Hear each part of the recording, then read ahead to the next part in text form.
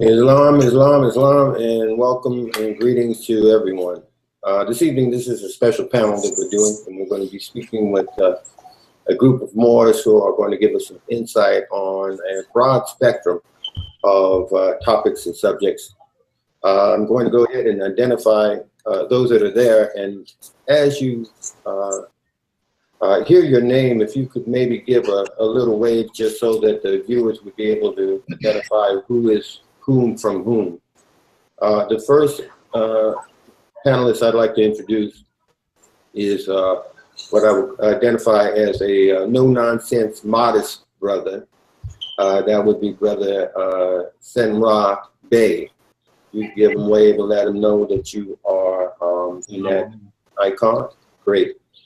Now, our up-and-coming new energy on the block would be a young brother, Devon Robinson L. Could you give them a wave and shout out, brother? Let them know which window you're in. Islam. Okay, sound a little robot-y there, but you're in. Okay, next is broad all-around scholar, Brother Amexem Moor Day, and if you could give them a wave, we can see you in the house, brother. Now we're moving on down to Sister, some female energy in the house. Sister Sela Lee Bay, if you might be able to wave and let them know which window you are in, my dear. There you go. Okay. And we also have in the house this behind-the-scenes guru and webmaster of ActiveMoorish.com as well as Moorbook.com. She's a powerhouse all-around gal Friday is what I call her, a major force holding down a lot of the social media materials relative to the Moorish directory as well. Sister is also in this, a very creative entrepreneur as well, and owner and operator of a new site, which is Renowned Royalty, and that is Sister Sharice L. If you could give them a wave, sister, and let them know which one you're in. There you go. Islam family, peace and love. And last but not least, a man that wears many hats, a lecturer, author, MSTFA, Grand Chief out of Ontario Territory, Canada. The man I call the perpetual thorn in the side of the dirty Moors, the mastermind behind the Iron Sheep Will of Allah website, as well as the mastermind behind that proper Moorish music, and much more. Moorish History School, Eyes Wide Open blog talk program panelist as well, and a consistent, long-standing Moorish community activist, and that would be Brother Ujo Adwo L. Love, brother.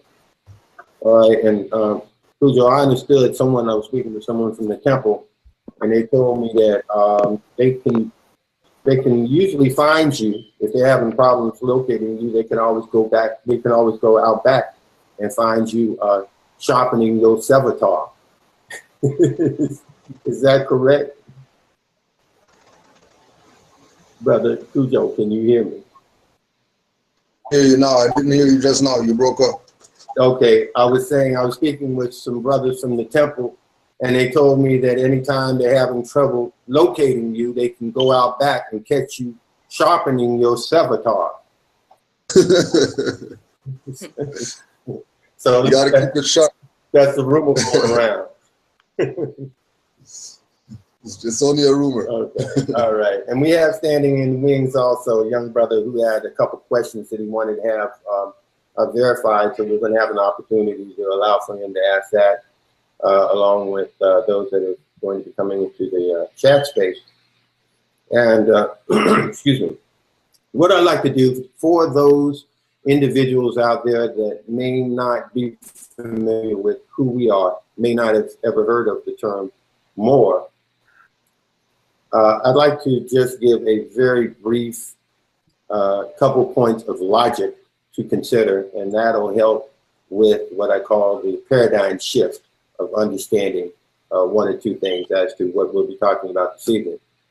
One of those is what I call the saltine cracker example. And what it is if you take a saltine cracker in your hand and you break that saltine cracker, what you'll find is on one side, the salt equally as displaced as the salt on the other hand.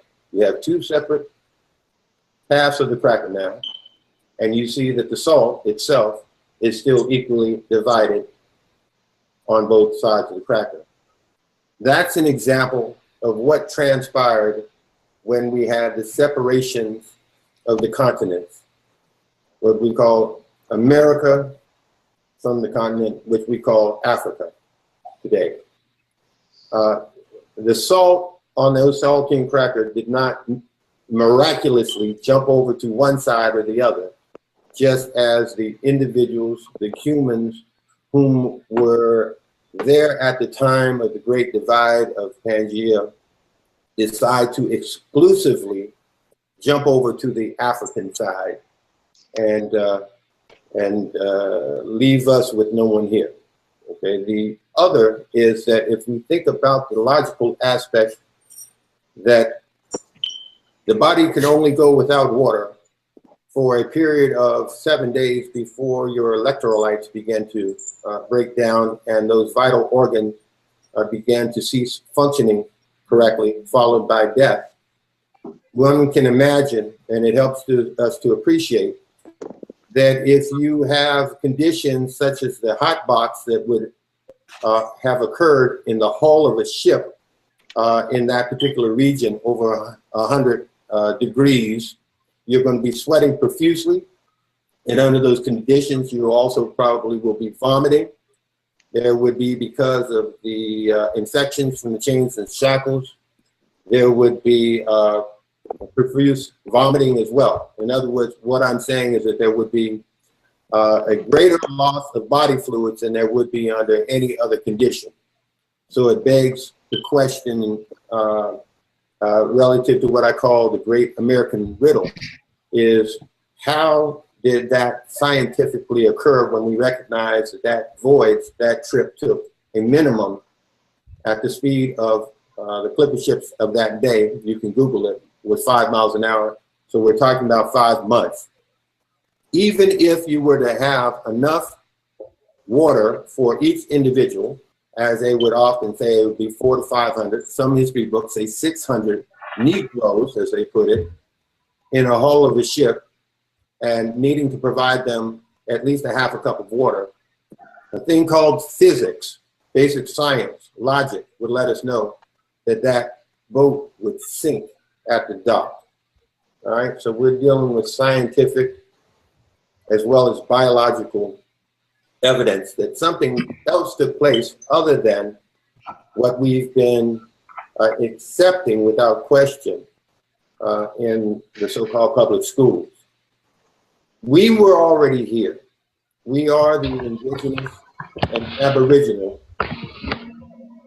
Americans, those which are cognizant of the fact that we are not Negro, black, colored, Ethiopian, and or nor African American, as branded by I Am Somebody Jackson.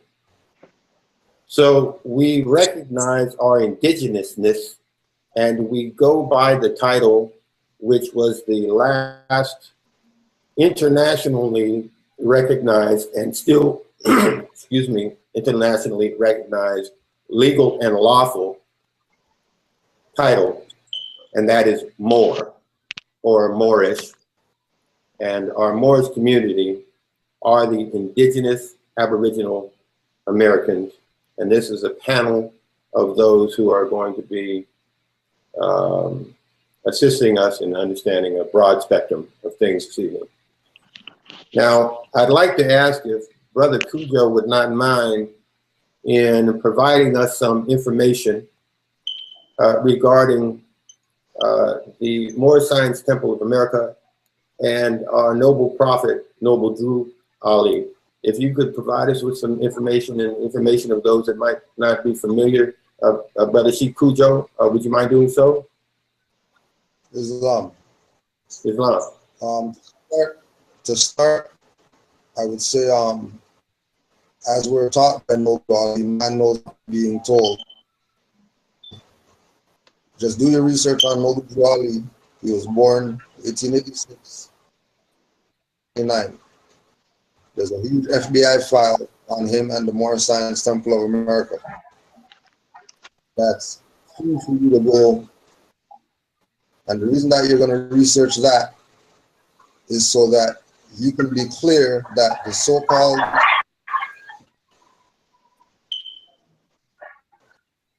quote white man, whatever, they know about Moors, they know about Noble Drew Ali, they know the card, a Holy Quran's 101 questionnaire, they know about Moorish Guide newspaper, they know about all the manufacturing companies that the Moors had, they know about the infiltration that happened, they know about all the confusion that took place. This is just from the FBI papers, right? Do your research on him, just like you do your research on everybody else. If we ask you about Marcus Garvey, you're going to run down stuff on him. Elijah Muhammad, you're going to run down information. Clarence 13X, you're going to run down stuff. El-Hajj Malik Al-Shabazz, run down things. Noble Drew Ali, crickets. Your due diligence with regard to Noble Drew Ali. But I will say that the fact that if you know about all these other people that call themselves people, literary people and scholastic people, and you know about all of them, but you never heard about Noble Drew Ali, that should inspire you to really go check him out. Individual that you never heard of, when you've heard about all the people. What's the secret? You do your research on Noble Drew Ali and come to a conclusion as to whether what he was doing was people or whether he was just wasting his time. Islam.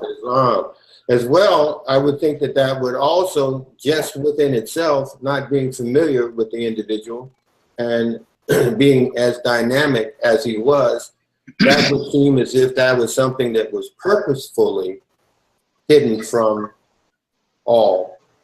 And there's a thing that I often state, and that is that there are no mysteries. There are only missed stories.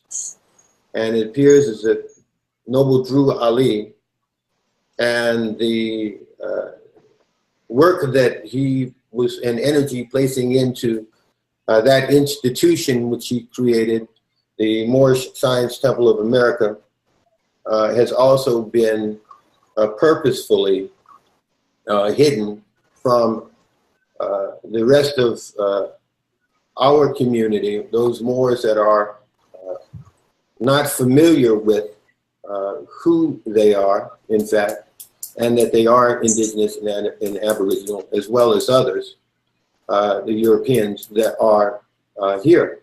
In addition to that, I'd like to mention the fact that the empire was in New York, and that can be also verified by a letter from George Washington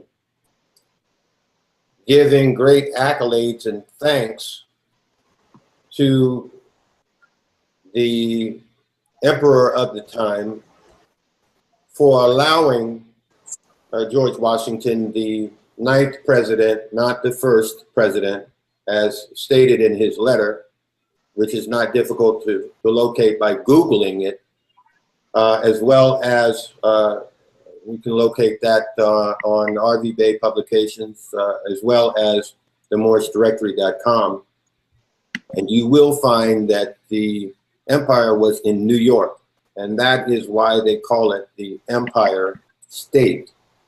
And as one would know, Moors have been well known throughout history as the master navigators of the planet and tradesmen. And that is what could account for the World Trade Center existing in that particular area that we now call New York. And metaphysically, it's interesting also to understand that taking down of the World Trade Centers was actually a metaphysical operation, in that if we consider that a mother would jump in front of a bullet to save their child, that helps us to appreciate that the opposite of love is not hate, but that in fact the opposite of love, love being an abandonment of self and ego, and giving totally of themselves for another, that state of consciousness, love, the opposite of it is not hate, as most people would think. That's a byproduct. That's a byproduct and symptom of its opposite. And the opposite of love is terror. Just as a mother would not be afraid to jump in front of her a bullet for her child out of her love for her child, that's called fearlessness. So the opposite of fearlessness is fear, and the ultimate manifestation of that is terror. So when we're looking at the World Trade Center being taken down in that bloodletting ritual, it is not hard to appreciate how the hive mind of men, the consciousness of all the individuals on this planet, were focused on our empire, which is destined to be that which will arise with the spirit of love, to in fact assist in that noble task as we've been charged with by our Prophet Noble Drew Ali, the uplifting of fallen humanity. So logically, we can see that that ritual was a stopgap measure to try to prevent the inevitable, which is the uplifting of fallen humanity through love. And with that, is there anyone else that would like to add on to any aspect of what was mentioned, or build upon it in any context, way, shape, or form?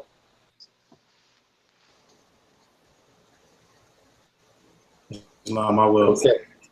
All right, go ahead, brother. Islam, I just want to touch upon the MSTA and Prophet Noble Drew Ali just a tad bit more. Some people have never heard of Prophet Noble Drew Ali. As Cujo said, you've heard about everyone else. El-Hajj Malik Al-Shabazz, Martin Luther King, Marcus Garvey, everybody else. Most people have never heard of Prophet Noble Drew Ali. We want to clear one thing up. As a prophet, we do not worship Prophet Noble Drew Ali. We do not worship Jesus. We do not worship Buddha. We do not worship Confucius. We pay the highest respect and honors to our prophets. And people need to understand that there are a lot of people who say stuff like, you know, you're worshiping a dead guy. You know, no. We pay the highest honors and respect to Prophet Noble Drew Ali, because our people have fallen. If it's not for Prophet Noble Drew Ali, our nationality is out the window. You might as well, what do they say, throw the baby out with the bathwater. Our nationality is out the window. So if Prophet Noble Drew Ali doesn't come back and bring us to Old Canaanite Temple in 1913, then we stay a bunch of lost souls. Cujo spoke a little bit about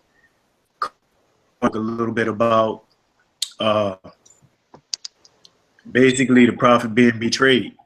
And you can go back into history, just like Cujo told you. You can check out things such as the Negro Project, and you can Google that, and you can research the Negro Project, where they got so-called Negro preachers to push their agenda. They got people he trusted to push their agenda. So nationality was out the window. Worship and honor. Everything except our nationality. You can Google these things. The Negro, please. Anybody that's never put out. That's just a piece of information that can start to shed some light on. As far as Temple of America, you need to be clear that that was an institution that was brought back for the salvation of. Repeat, the Moorish Science Temple of America does not make us Moors. For anybody who thinks that it does, ask yourself the simple question: where do Chinese people go to become Chinese? And with that, I yield the floor. Islam. And also mentioning that relative to our, what I would call our credo, which is love, truth, peace, freedom, and justice. We had some technical difficulties earlier, and we needed to cut some systems back on because we had people out there, so to speak, tampering with our internet connection exactly at the time that we were about to cut on to the second, matter of fact. Our signal was yanked. All right, now, brothers and sisters, I have a young man who is visiting with us on the panel today. This is Brother Tyrone Adams Bay. And the reason that I asked if he would join with us is because he has a couple questions that he would like to ask, because in fact, he has asked these questions at his temple, and he's hoping that he might be able to get further verification as to the responses that he received. Brother Tyrone, can you hear me? Islam. All right, if you'd be so kind and wouldn't mind, can you tell us your first question and inquiry that you'd like to have the panel perhaps answer for you? Yes. My question was, can you hear me? We can hear you perfectly well. Okay. My question was, if this was a question I asked at my temple, and it was, if we are not Negro, colored, black, Ethiopian, I know it don't say African American, but African American, why are we divided as Moors? And the answer that I received was that if you are not under the MST of A, then you are not a Moor because you are not recognized by the government. And that confused me, and I was trying to get an understanding, so I needed like a second opinion on that question. All right, and Brother Ty, could you identify which temple you attend, and also maybe elaborate upon, if they told you, what government are they talking about? Well, I was told the government that we fall under, the Holy Divine Constitution and the Constitution of the Republic for the U.S. I see. So you're talking about the U.S. Constitution Republic, that yes, that government that we know has gone into receivership. Yes. Okay. So right there, we would wonder how that would be a factor. But relative to that, is there anybody on the panel that would like to take a first step at that? I can just mention for a fact that I know that the way that one becomes a Moor is not coming through a temple, but coming through your mother's womb, birth canal. And that's the only thing which you come through in order to become a Moor, is through your mother's birth canal. But anyone else like to address that? Could I address it? This is Brother Divine Robinson L. By all means. With being probably the youngest person on this panel, I would just like to say, just from my experiences, I've heard that as well, that you can only be a Moor if you go through the Moorish Science Temple of America. And it just, just talking with different people, the only question that I would have is, if all the temples burned down today, would that still not make us Moors? Mm-hmm. So it's like, And when you say would that still not make us Moors, what is a Moor? You said, what is a Moor? Right. You said, would that still not make us Moors? Yes. How would you identify Moor? Would that have to do with your nationality, hereditament? Exactly what is it that makes one a Moor? Is it the blood coursing through your body? What have you been told? Well, just from my perspective, what makes you a Moor is your bloodline, your heritage, your pedigree. The fact that, like Brother Jonathan said, the fact that we come through our mother's womb is what makes us a Moor, because when you look up the word Moor, not only is it a noun, but it's a verb transitive as well. So we moor upon our mother's waters before we even hit the earth plane. Islam. Okay. Anybody else like to bring a little light to young brother Tyrone Adams Bay's question regarding that particular question? Islam, can you hear me? Can hear you very well, sister. Go ahead. Well, I'll just say briefly that if we all agree that the Moorish Divine and National Movement and even the Moorish Science Temple of America, we're saying that Moor is our nationality and not necessarily a race, then you look at the word nationality, which refers to your bloodline, because when you look at it etymologically, it traces back to birth, and that is representing like your bloodline, because your bloodline is, you are born through a particular bloodline. And again, kind of echoing previously stated contentions, if you will, I would say that if we're saying Moor, being a Moor, that's my nationality, that is blood. That can't, a temple can't give you blood. It can't, designate your blood as being a particular nationality. They don't have that ability. Like it's already been stated, the only way that nationality and bloodline are quote unquote given is through your mother. So but I just bring the etymological piece as well.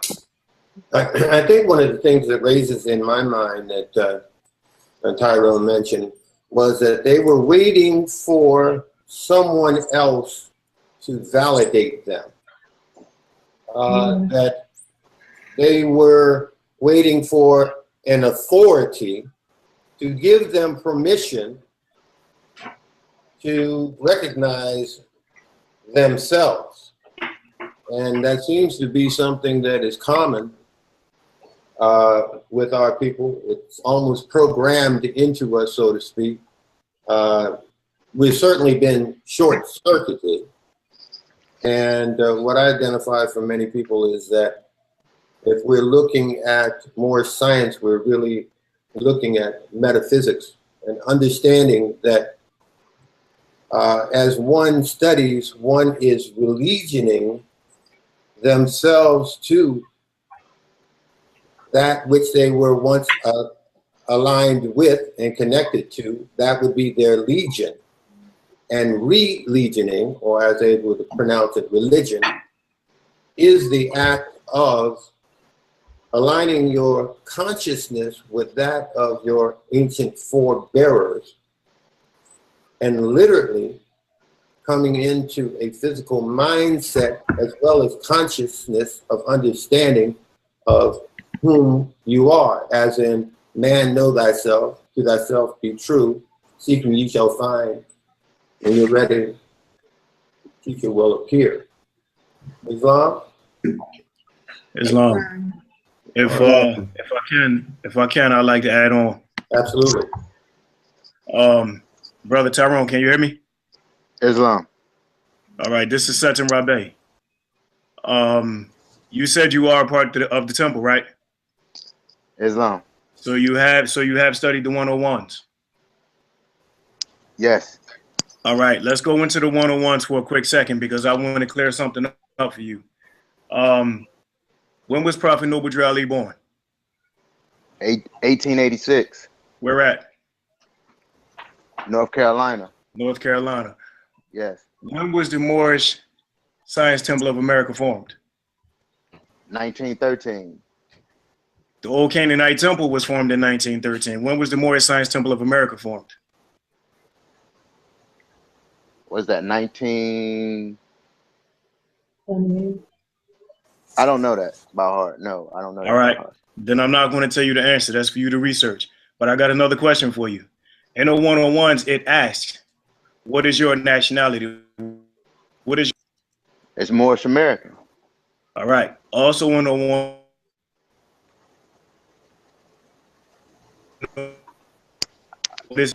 We're losing your brother. Brother, we're losing some of your audio. Can you start that sentence again? Indeed. In the 101, it also asks, what is Prophet Noble Drew Ali's nationality? It's Moorish American. Moorish American. All right. Now, if Prophet Noble Drew Ali was born in 1886, right, in the corporate state of North Carolina, and the Old Canaanite Temple didn't come around until 13, and then you got the Moorish Holy Temple of Science 25, and then MSTA 27. What temple did Prophet Noble Drew Ali go to in 1886 to become Moorish American? The Old Canaanite Temple. No. What year was he born? Follow the chronology. Go ahead and give it to him one more time, brothers. Slowly. Follow the chronology now. Prophet Noble Drew Ali was born 1886. Right. In the corporate state of North Carolina, correct? Oh, yeah. He didn't go to no temple because he was born in North Carolina. There you go. Right. So if the prophet needed not to go to a temple to be Moorish American, right, why does anyone else have to go to a temple to become Moorish American? I get what you're saying. Right. So we don't. What you got to understand is this. The Old Canaanite Temple, the Moorish Holy Temple of Science, the Moorish Science Temple of America, they are institutions. They were brought forth to bring us back into the constitutional fold of government. They were brought forth to bring us back into who we are as Moorish Americans, as descendants of the ancient Moabites. Right. Let's not forget, earlier, brother Jonathan Bay told us, he talked about the continents separating. He talked about Pangea. Right. He talked about what we know today as North America, Central America, and South America, along with the adjoining islands, and the continent we know today as Africa. Right. He talked about that being one continent, and breaking the saltine cracker in half and watching it shift apart is what we did with those continents, correct? Yes. Now, don't forget that you had Moabites, you had Hittites, you had Canaanites, you had Amorites, and you had all these other different family members on that one specific landmass. Right. And what did we do? We all walked off. Now, let's just use the sister Salah for an example because she's on the panel. If she is the Moabite mother, and I'm a Hittite, and Brother Cujo's a Canaanite, and Brother Jonathan is an Amorite, but we're all her children. If we all disperse to different parts of this world, are we still not her children? Yes, you still her children, yes. So we're still descendants of the Moabites. Right. Right? You got to take this information that you get when you read, and you got to be able to decipher it and break it down and really put it together and be able to comprehend what you're not being told, because they're not going to tell you this in the temple. And don't get me wrong, all temples are not bad. I love Cujo's temple. I'm in Canaan land all the time. So all temples are not bad, but if you go into a temple and they can't answer these questions, or they won't, and they won't give you the proper information, then they're not doing their job properly. So Islam. I'm sorry. I yield the floor. Yeah, I understand that, and that's why I just brought these questions to the panel, because I just need to hear from somebody else, because I speak with the brother Jonathan Bey on a regular, and my father is also a Moor. So, well, I mean, of course he's a Moor, but he's in the temple and he shares a lot of knowledge with me also.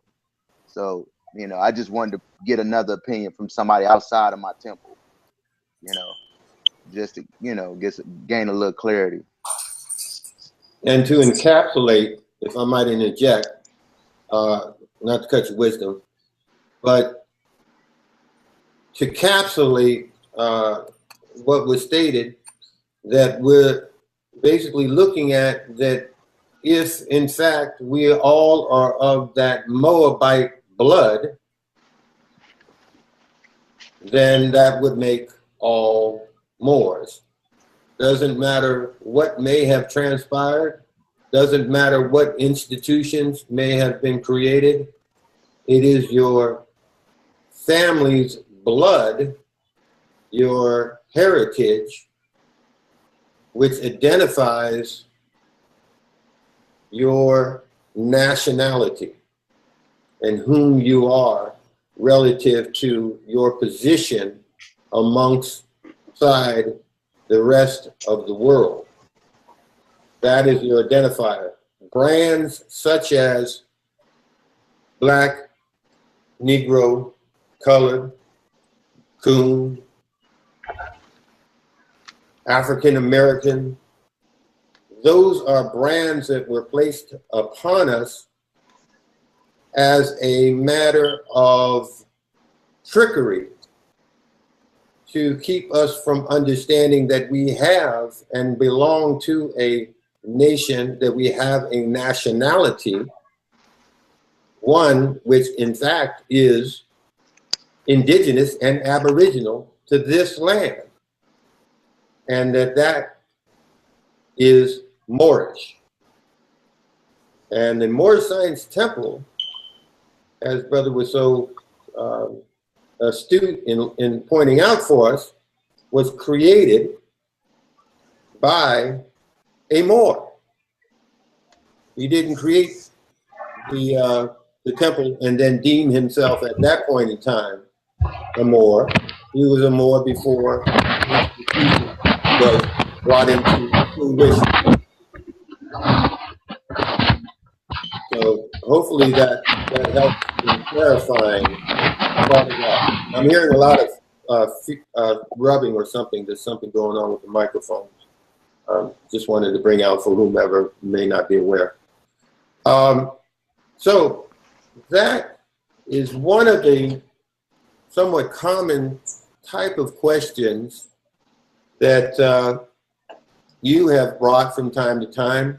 Brother Tyrone, can you give me another example of something that you just wanted to try to get some reclarification on, as well as maybe just a second opinion? Yes. A question I asked was, what does our fez symbolize or represent? And it was stated to me that it is our religious headdress. Then I was told that I would find out about this later, what the true meaning is.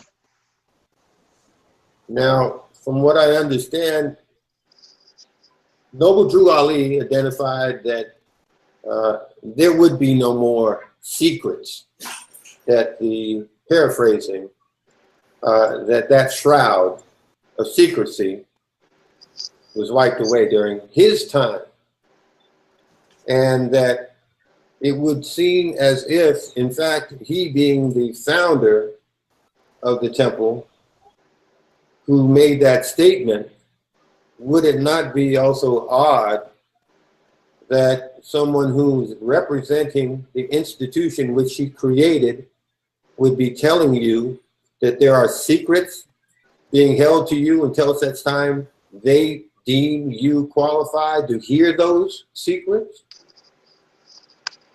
Yes. Does anyone else feel like chiming in on that? Perhaps Kujo, are you there? Islam, more. Islam.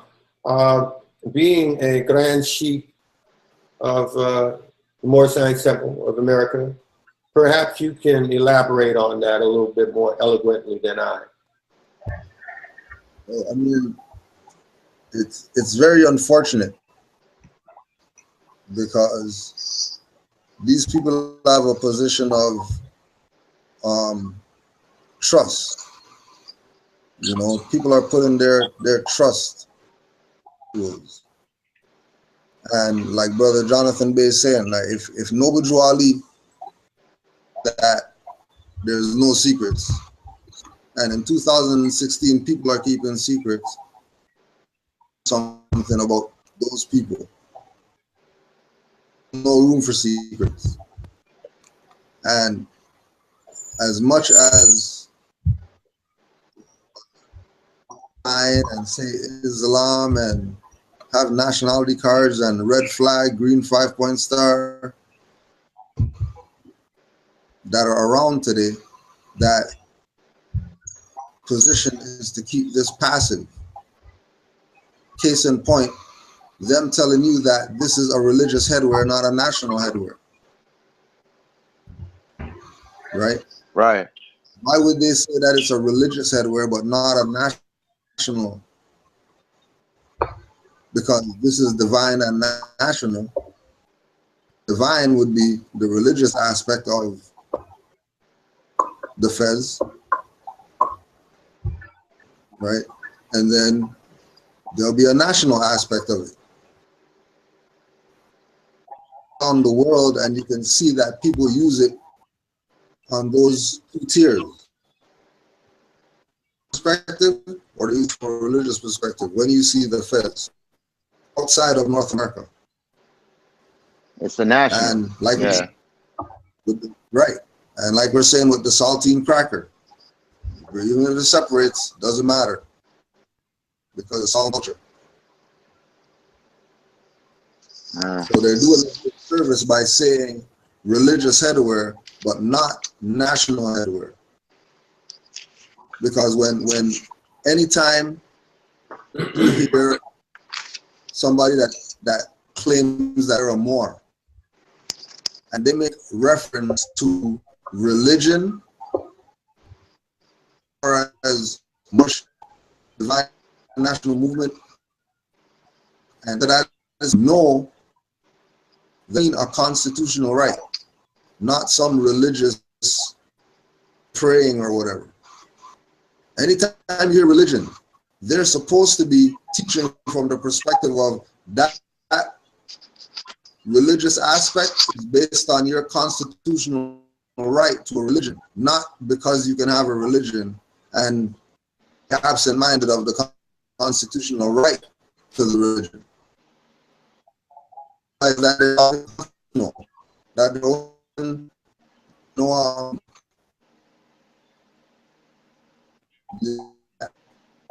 they're playing. You're breaking up just a little bit on the last of what you were saying, Brother Cujo, on that last two sentences. Could you repeat that? Because I heard part of it and it was very important. The point being that these individuals that are supposed to be teaching and putting out correct information are not doing that. Deliberately, they're not doing that. Because they should be telling you that it's a national headwear. Even if they're Moorish Science Temple of America. And I can say that because that's how we were taught. As far as people who taught that this is national headwear first, and then it's religious.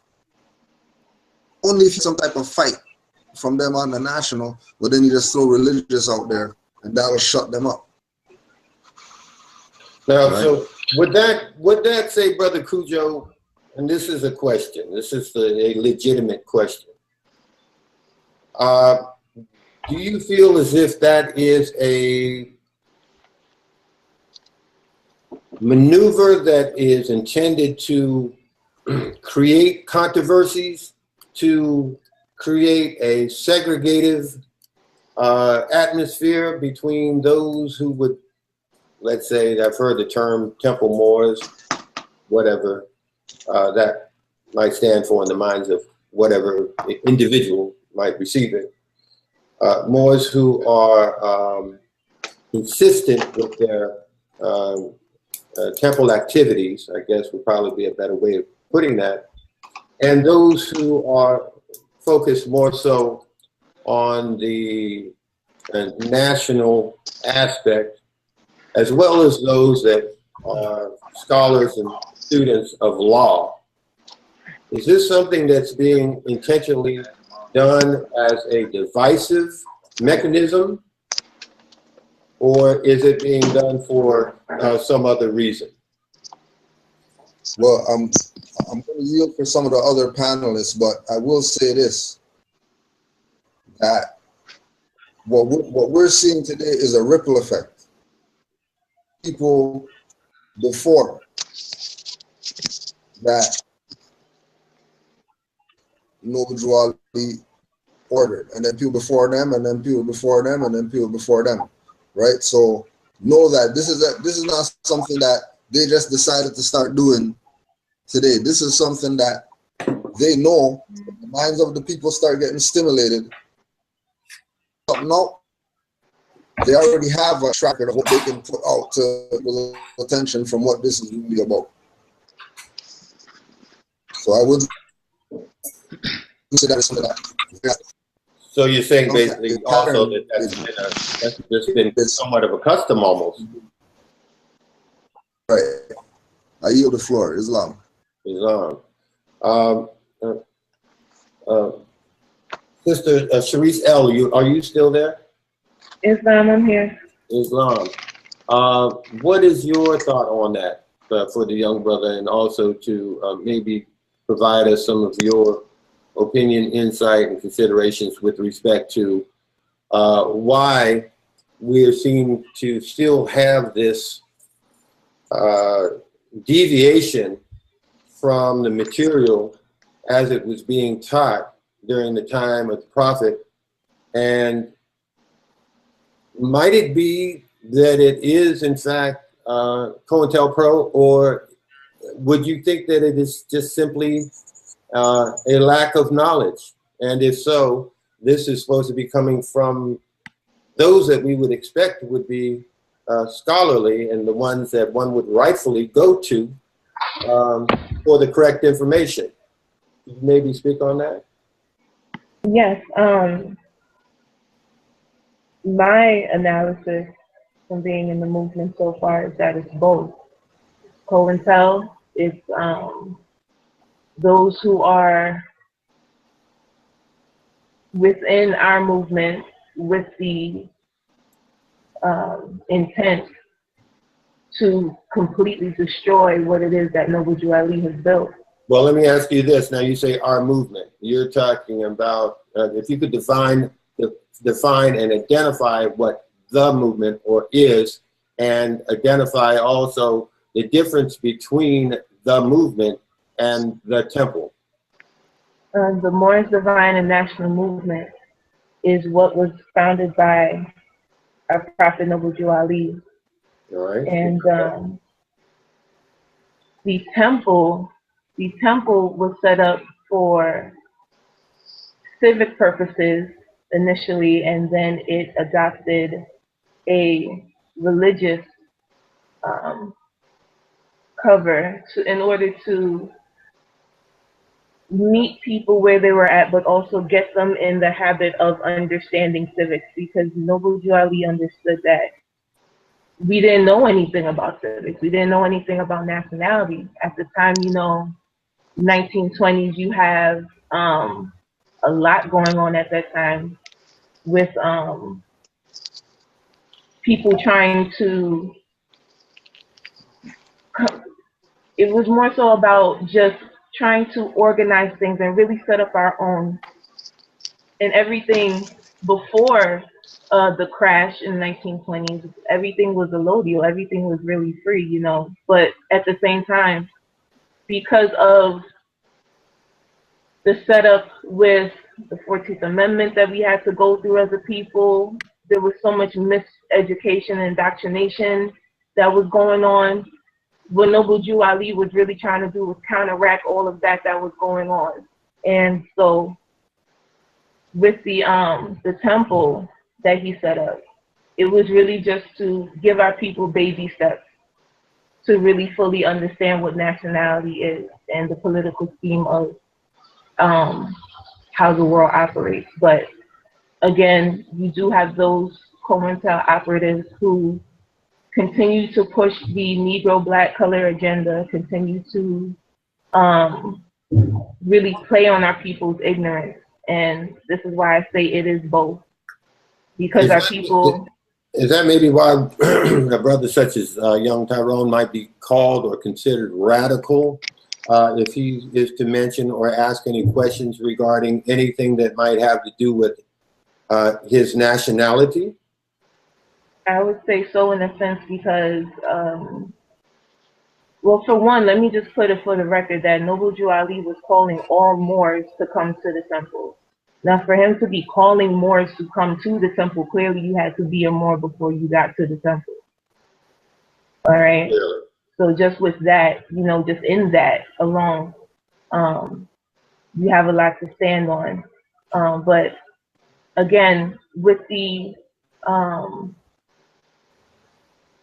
reasoning why our people aren't getting the civics as they should is once again the COINTEL operation within education system, within on television, the radio, everything constantly on repetition to really dictate to you how to operate and what to know. And our people not taking it upon themselves to want to enlighten their own mind and really come out of that repetitive cycle that is being constructed for them. They then fall victim to what is essentially set up as their demise. Hence why they're going through the turmoil that they're going through now. Islam. And Sister Sheila Lee Bay, as a astrologist, might you be able to, I don't know, let's say also relate that somewhat to culture?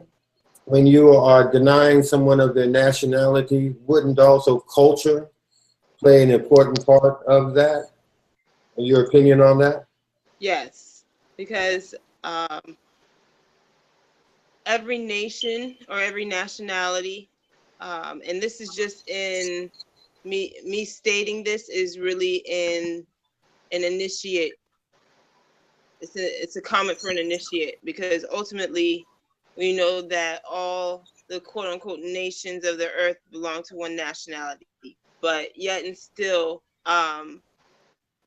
part are aspects of their culture, the things that they eat, the way that they dress, the way that they raise their children and what they teach their children, and the way that they kind of live and run their daily lives with respect to spirituality. And I say that connotatively when I say spirituality. So astrology, if for example, is a large part of the culture of the people of the Indus River Valley, referred to as the Indians of India. And so they determine who they will marry based on astrology. When they are born, they don't have birth certificates. They have birth records, or with their natal information, and they have their religious leaders are all able to read a chart and lay the natal record. So and we know that the people of the Indus River Valley ultimately are a part of our culture because Moors are international. And so the connection there is that those Moors are knowledgeable and aware of their identity and cultural practices and Islam. Okay.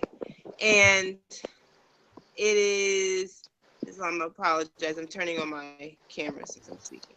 Certainly. And it is beneficial to their society in that their children, even those who come here and they become quote unquote Americanized, and I say that connotatively, even those who come over and take on certain cultures and customs, they have a foundation and a base in who they know, what they are to do, and how they are to act and live, and how they are to make choices based on their cultural foundation. So by lacking that, because you lack a true sense of identity, I mean, that will really throw you off balance. And for us, part of that is a lack of knowledge of astrology, both in interpreting a chart, because I know that is something a lot of people are interested in, but also in comprehending how astrology is really the foundation of civilizations, in the sense that a civilization is based on being able to no longer from place to place live nomadically, but to be able to live in one place and have those on a consistent basis.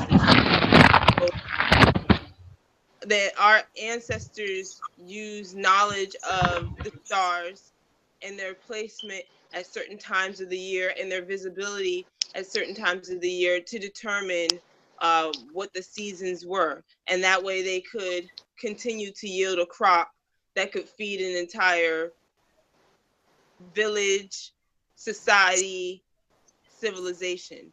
And so there's a quote that a brother has always said to me. He says, "There's no culture without agriculture." The culture is in, and when I say culture here, we're again talking about astrology.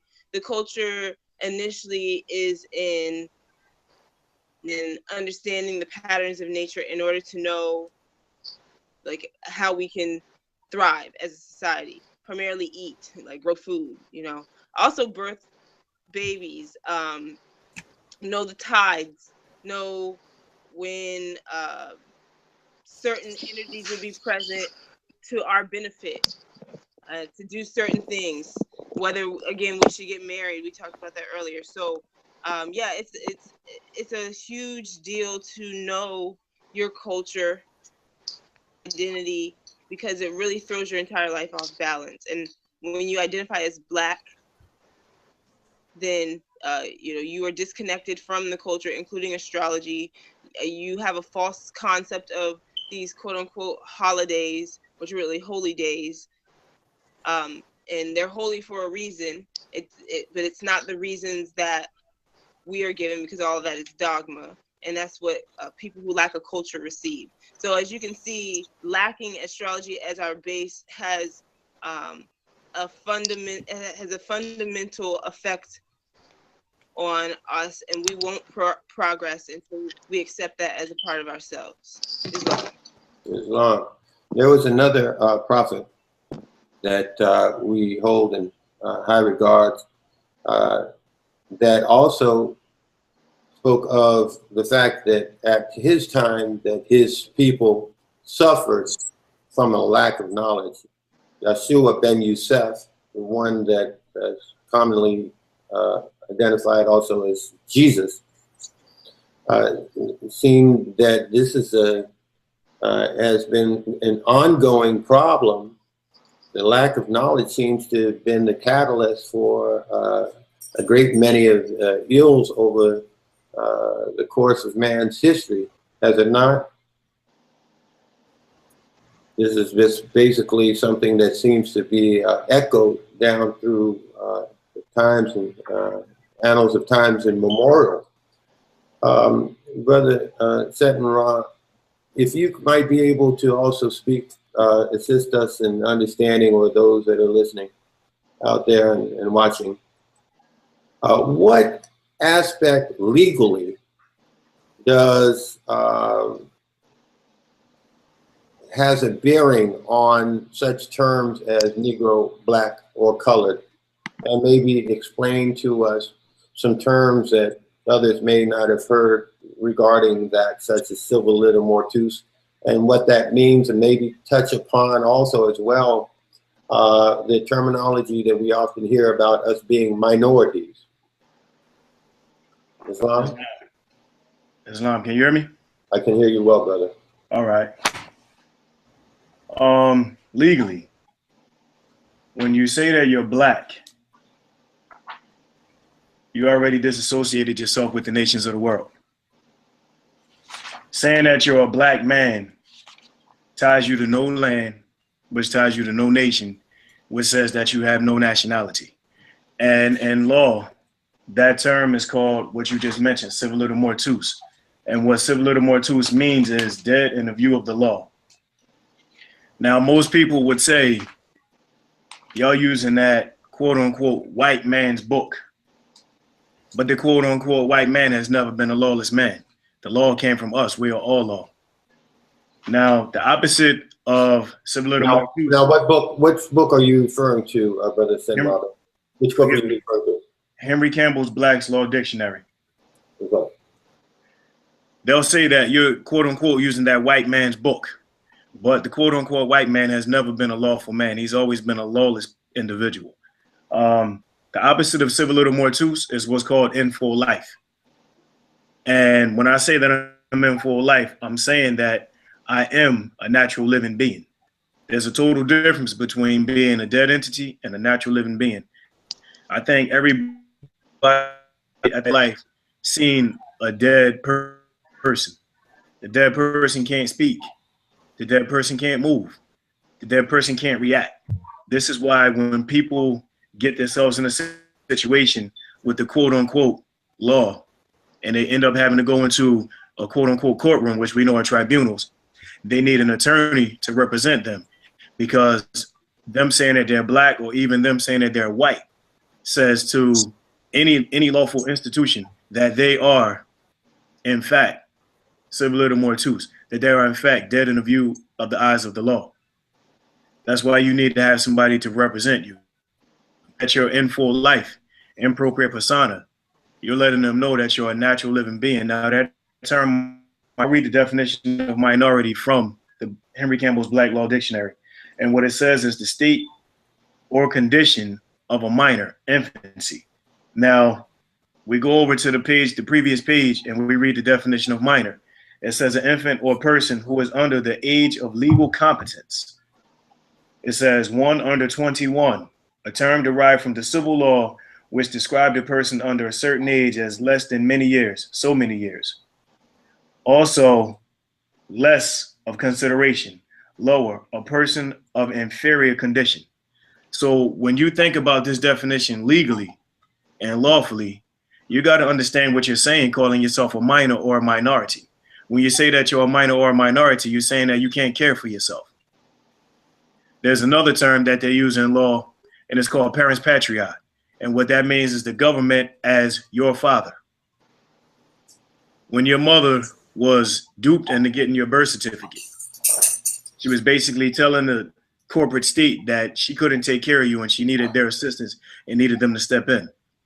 When you look at that definition in the Black's Law called parens patriae, you'll find out that it talks about the state of minority, the state of infancy, the fact that you can't take care of yourself, being handicapped. And it doesn't necessarily mean handicapped like you're in a wheelchair. It's saying handicapped because you are saying you can't take care of yourself, being the state of a minor. So when you're saying that you're a minority, that you're black, that you're African American, that you're Negro, that you're colored, or whatever else you want to call yourself other than your proper nationality, you're actually disassociating yourself from the nations of the world, and you're actually looked at as a dead entity. Islam, I yield the floor. Islam, and from what I understand, Noble Drew Ali identified that it is our responsibility to, in fact, take our rightful position alongside those other nationalities on this planet, and to represent ourselves in that capacity in our proper personam, proper whole life living self. And I hear, excuse me, these terms identified within the community, things such as strawman or straw man. And Brother Settenrock, can you maybe just briefly elaborate on what that is, what it means, and as well as when that term you used, white man, exactly what are we saying here? And perhaps give us some insight on that. Islam, you mean on a straw man or the quote unquote white man? Well, let's start with the, because you had mentioned white man before, if you could maybe elaborate on that just so that it'll stay fresh in their minds, and then in fact go on to the secondary question of straw man. Indeed. So when I say the quote unquote white man, I'm talking about the Albion or the modern day European. We know this shirt that I have on would represent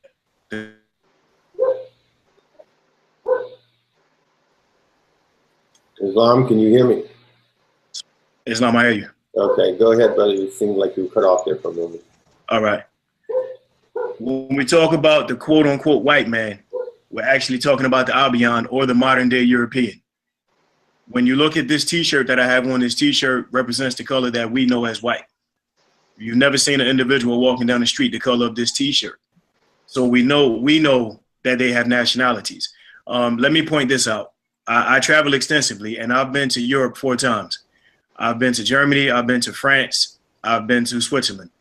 I have never been called black at any moment that I was in Europe. And that was accumulation of a total of about, I want to say close to 3 months. No, about 2 months, total accumulation. And I've never been called black, and they never call themselves white. They are recognized by what they are, be that a Spaniard, be that a Frenchman, be that a German, be that of a Swissman or an Italian. They never refer to themselves as white. So they're identifying themselves by their nationality. Can you hear me? When they're dealing with you, they wait to hear your dialect. When they hear your tone, then they make the distinction, oh, you're an American or you're from the continent of Africa. I've never once been called black, ever, in my time in Europe, ever. Now, as far as the straw man, to touch upon the straw man is a fictitious entity that's created, almost a third person, a third party that's created to basically commit a fraud. So just to make it clear for people who don't understand some legal jargon, birth certificate. Your mother gave you a name. That name had 1 capital letter and the rest were lowercase letters. And she got this birth certificate without her knowing. They took that birth certificate and turned you into a corporation, creating a straw man, creating an all capital letter corporate fiction and saying it was you. Now, everything that has been charged to that corporate fiction should be charged to that corporate fiction, but it's not. It's actually charged to you. The uppercase, the 1 uppercase and the rest lowercase letters is coming to you. So people do things like they say, well, we got to capture the straw man. We got to do this. We got to do that. We have to authenticate our birth certificates and things of this nature. The only one thing that's important is that you proclaim and declare your nationality. Once you put the corporation on notice and make it public information, make it public record that you have proclaimed and declared, that's all you need to do. You can go into trying to authenticate the birth certificate. Excuse me, there's some background noise. Yes, whoever might have some background noise, if you could mute that for us, appreciate it. Thank you. Thank you. So picking back up where I was at, so I lost my train of thought. You was talking about the straw man, brother. Straw man. The corporation. All right. So people want to do things like they want to authenticate the birth certificate and they want to say that they're taking control of the straw man. But if I can touch on this for a minute, I just want to clarify some things. Before anybody thinks about authenticating a birth certificate, I want you to look up the definition of authenticate. Mm-hmm. Go into Henry Campbell's Black Law. Go into Bouvier's Law Dictionary. Go into this 1828 Noah Webster's Dictionary. Go to whatever dictionary you like and define the word authenticate. Now, you have to keep in mind that when you proclaimed and declared your nationality, you filled out what's called a name declaration and declaration and proclamation, and a judicial proclamation. In those two documents, you actually said, I'm giving back this all capital name, this straw entity. I'm giving back this European cognomen. And I am this natural living being, impropria persona, ser juris. This is the document that you filled out, that you signed, that you had sealed, and that you had signed by a grand sheik at a temple, or whether it be someone in the Divine National Movement. And this is the paperwork that you turned in to the so-called corporation, to the so-called government, to put them on notice that this is now who you are and not who you are. Who you are is the natural living person. Who you are not is this straw man, all capital letter entity. Now, if the birth certificate is what created that straw man entity in the very first place, and without the proper information being given, without them giving full disclosure, saying, okay, this is what we're going to do with this birth certificate. We're going to take this and turn your child into a corporate entity using this straw man, and we're going to sell it on the stock market, and we're going to make some extra finance off of it. You had no clue about that. There was no full disclosure.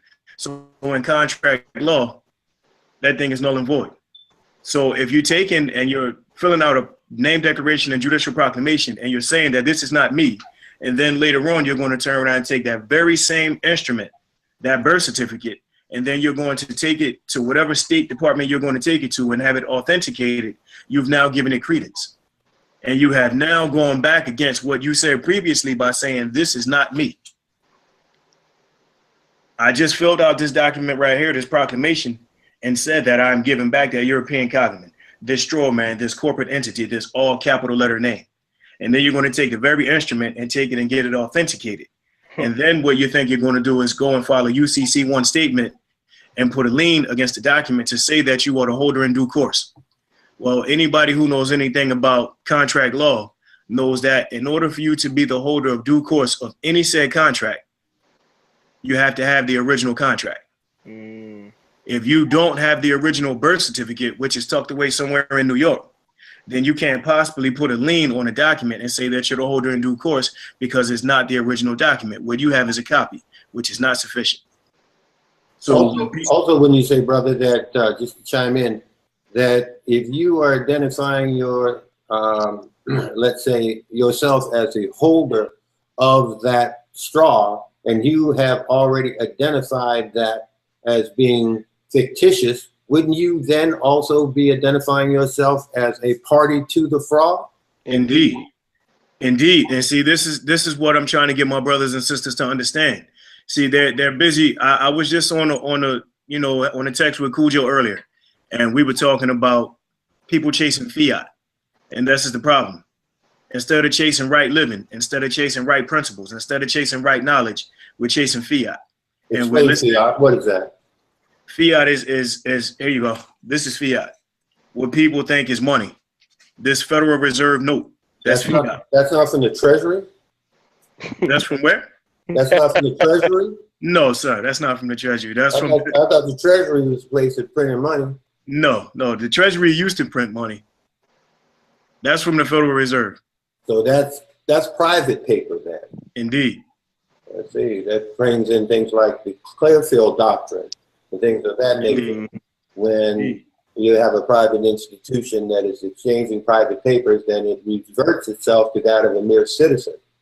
Indeed. So when people stop chasing fiat, when people chase right principles, when they chase right living, when they chase right thinking, the brother Tyrone's question will get answered as to why or when can we come together as a nation of people. Imagine this. Every December, every November and December,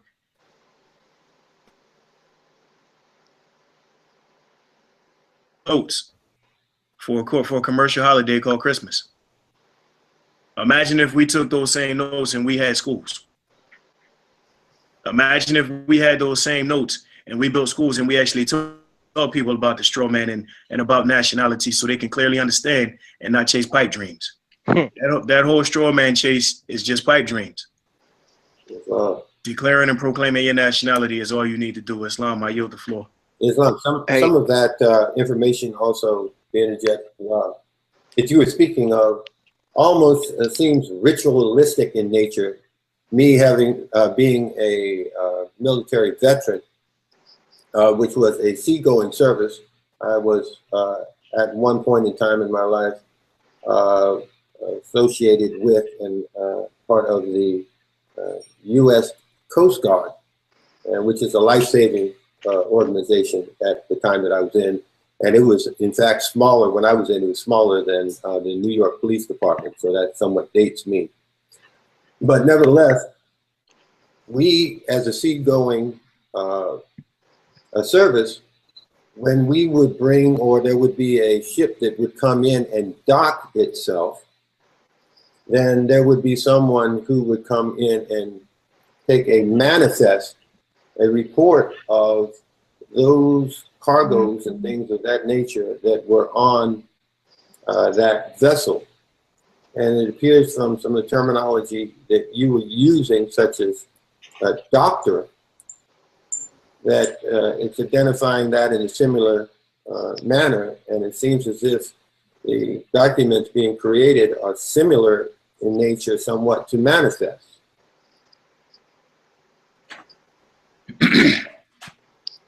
I was also thinking as you were speaking, when you were talking about terms and the way that they are used, my mind went across the term relative to what we know as the Emancipation Proclamation, and that was in fact a transfer document, a transference of property from the individual so-called slave owner. And the reason I say so-called is because one can be a slave and one can be enslaved. One who is a slave is one who is enslaved in their mind. The person who is a slave is enslaved in their mind. The person who is enslaved is conscious of his bondage. And opposed to the Emancipation Proclamation, which is a transfer of property from the individual slave holder to the government at the time, it seemed like there would have been, let's say, a document that was signed. It would be called, instead of Emancipation Proclamation, it would be a Liberation Proclamation, because liberation means freedom, whereas emancipation means transfer. It seems like we were duped again on that one. Anyone wish to speak on that? Hey, Brother Jonathan, do I have permission to speak? This is Brother Divine Robinson L. Absolutely.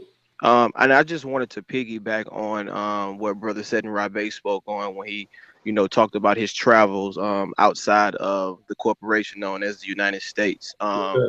Just, a couple weekends ago, I was traveling to so-called Pittsburgh for the convention that Brother Amaziah Ramonis Bey had set up for us. And we traveled by way of a land.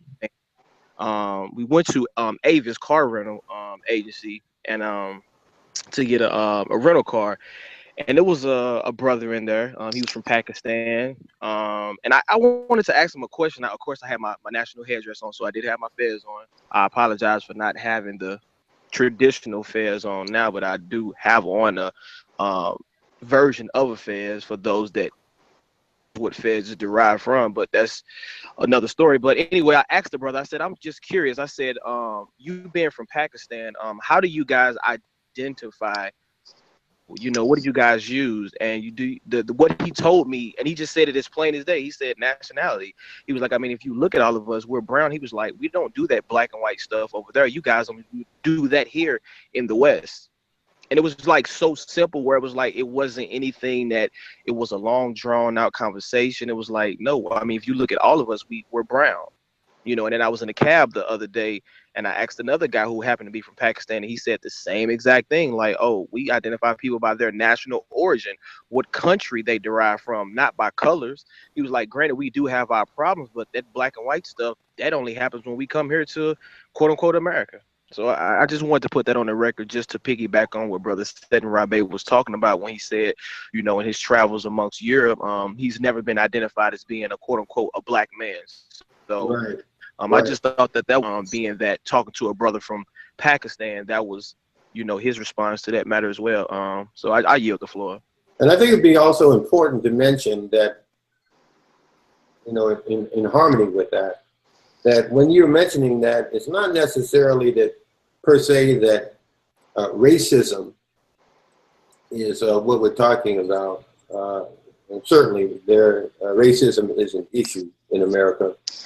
But what we're talking about as being the greater crime is the lack of knowledge and not knowing whom you are, because that's where your difficulties begin, not with how someone else is treating you, but perhaps with how you are treating yourself, and not recognizing yourself as being just as warranted and deserving of a nationality as everyone else around you, opposed to calling yourself a color, or actually a lack of color, because black is the absorption of color, and white would be, in fact, if you take a prism and you shine a white light through it, it'll break down all of the colors of the spectrum. Whereas just like a black hole, the closer that you get to the color black, the more absorption of energy you're receiving. And that is what occurs with respect to our melanin, which in fact is a biocomputer. And there are a lot of very important aspects of melanin, but we can definitely go into that another time. But I wanted to make mention and shine a light on the fact that we're not talking about in that racism as being the issue or the problem.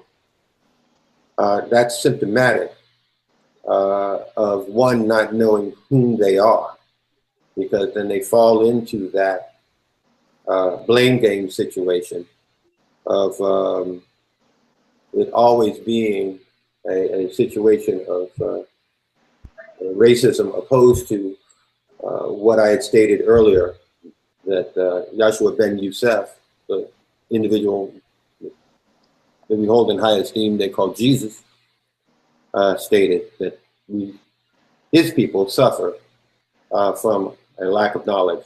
And the same thing was occurring during the particular occupation that his people were under at the time as well.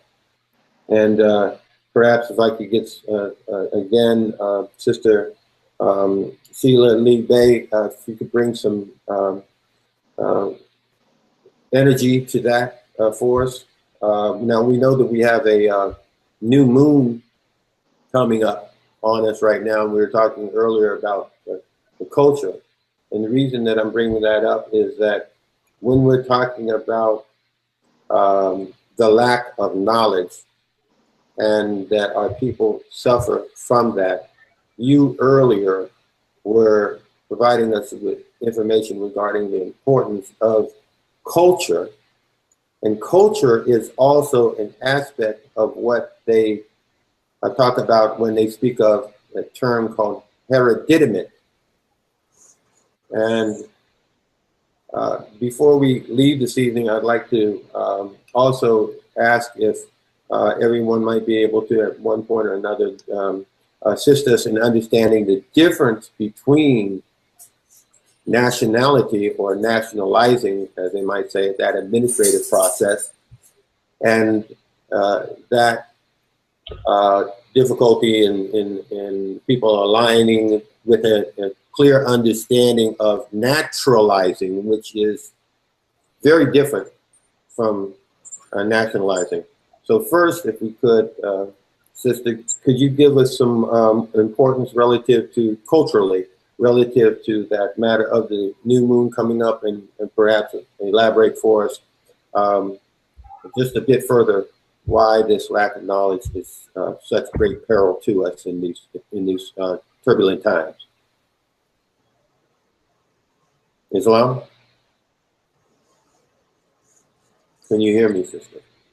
Islam, yes, my apology. I didn't take it off mute. I'll take it off, put my camera back on as well. So I would say that as far as, I'm just looking at the aspects right now. As far as with the new moon, that's starting tomorrow at 2:54 a.m. and it will start off in the sign of Virgo, like at the very end of it, but it'll officially be Libra throughout the day. And that's the energy that relates to more science, in that on the flag is Venus, and Venus is a planet that is the planet that rules Libra. So tomorrow being Friday, which etymologically the days of the week in English are can be traced back to a Germanic tongue, because English is a Germanic tongue. So like Tuesday represents is the day of the Germanic god that is equivalent to Mars for the Roman god.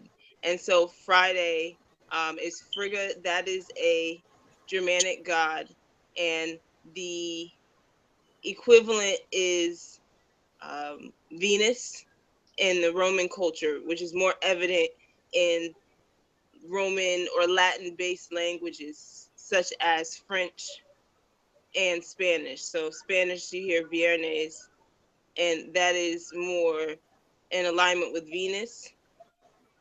Nonetheless, that is also significant because, again, tomorrow being Friday, in Libra, Sun being in Libra, it brings a lot of energy towards the movement, in the sense that love is the foundation, because Venus is the planet of love. So I think that lately I've been seeing a lot of people who are joining the movement, and they are really running with information into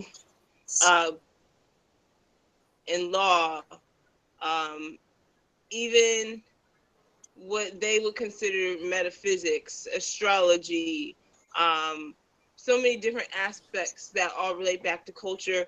But if we know the foundation is love, then part of that is loving yourself enough, go out and seek what will be best for you and your community, and loving your community enough to seek out solutions. And that's where you can then be truthful and receive truth, and not come from a place of ego. So sometimes people refute this knowledge because it requires them to kind of like go back to the beginning, or maybe that's how they see it or feel, that all the information they've learned being Black and Black history and Black pride and all of that is kind of like being knocked down. And if they've built their whole life off of that, then it can be very frustrating for some people. But I like how in the beginning it was stated that the opposite of love is terror or fear. And part of what people do when they are in fear is they result to being influenced by their ego. So the opposite of Venus will be Mars, as far as what the energies represent, because Venus is balance and love and honor. It represents Maya and Venus are have equivalent energies. They represent the same thing. just Mayat being the Kemetic representation of what Venus is in the Roman religion. And so Mars is the opposite in that it is war, it is defense, and it is ego. The Libra is more, they're more diplomatic. And so if we don't take advantage of this energy and really kind of learn that we need to focus on ourselves and loving one another, then we're be stuck more on the ego and selfishness, angry side and the pride side. And I think a lot of people who are trying to knock down what we have been teaching, that's where they're coming from, because they don't honestly want to see us come into our rightful culture. So I would really take tomorrow to, I guess, kind of manifest and plant that seed with anybody who you come in contact with when you talk about the culture, when you talk about the movement, rather. Emphasize the principles as well, because I think some Moors have gotten away from that, and I think that it is definitely, even if their information is correct, I think that it doesn't come across genuine because, again, love is not there. So that's one thing I would have to say. I just want to actually kind of go back to something you said earlier. Yes. About like education in schools, because I know that Noble Drew Ali said that we needed to have our own press. We needed to change the literature that was out here or out there, and each temple was supposed to have a school. So I don't really know about any Moorish schools that are associated with temples. I'm not going to say that it doesn't exist. I just don't particularly know about them.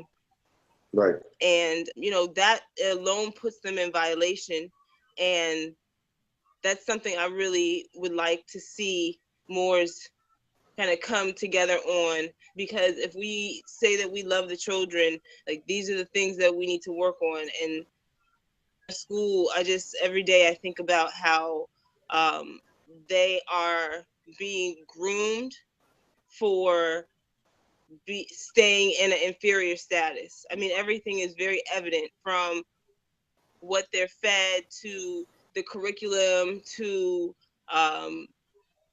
how they are socialized. All those things we're just kind of breeding the same thing over and over until we take them out of these schools and we're able to really educate them on truth. So, and that would include astrology. And as an educator yourself, because you as a teacher and an educator, I wanted to interject so that I could clear up something for the education of the people that I said earlier also, and that is that by no means was I suggesting that the Middle Passage did not occur in any way.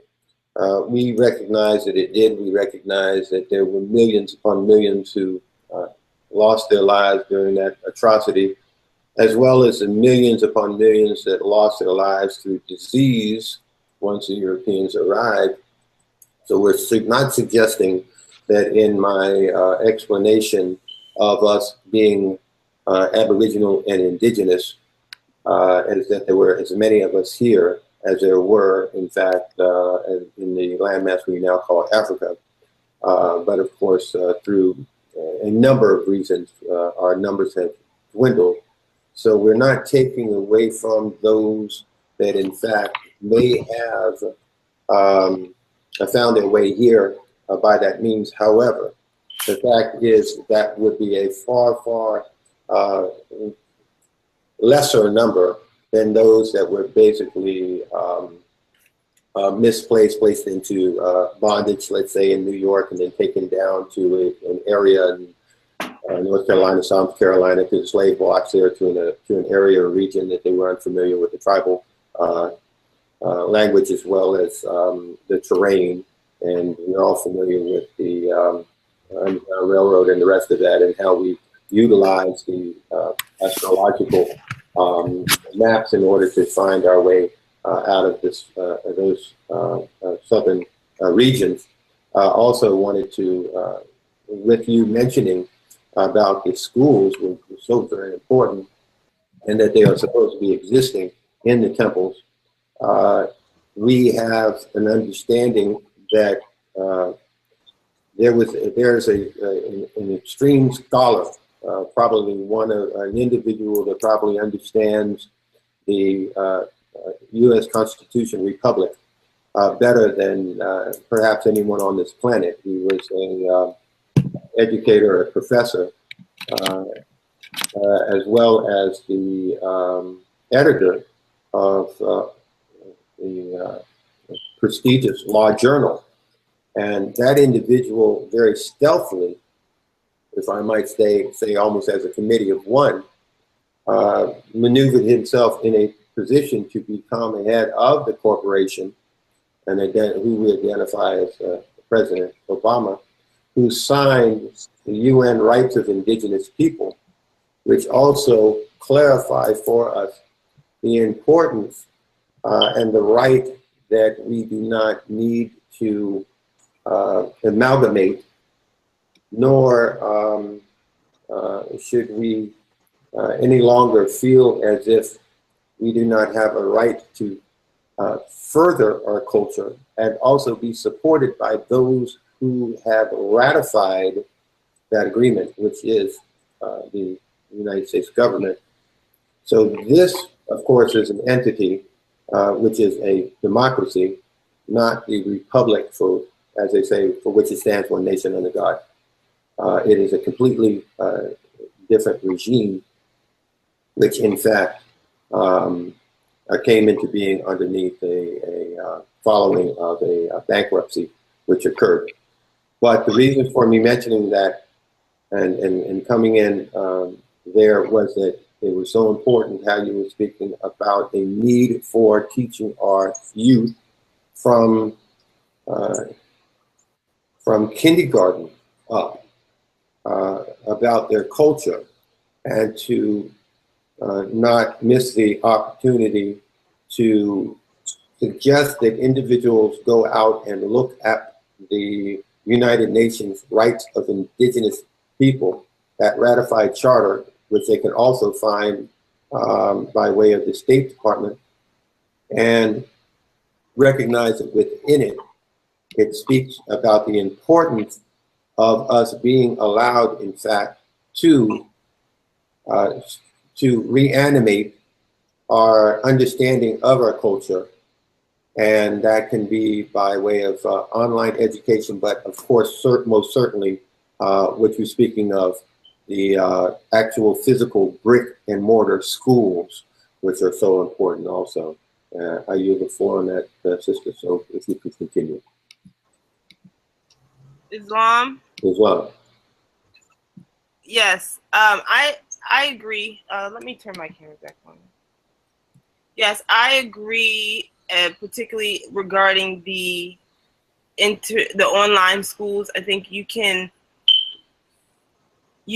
gather Moors throughout the nation who are experts in their various fields, and they can facilitate learning for a great number of people. So I think it's definitely an avenue that not only is beneficial to what we want to do, but it's also kind of becoming a trend amongst educators. And there's a lot of companies that are doing that, going that direction.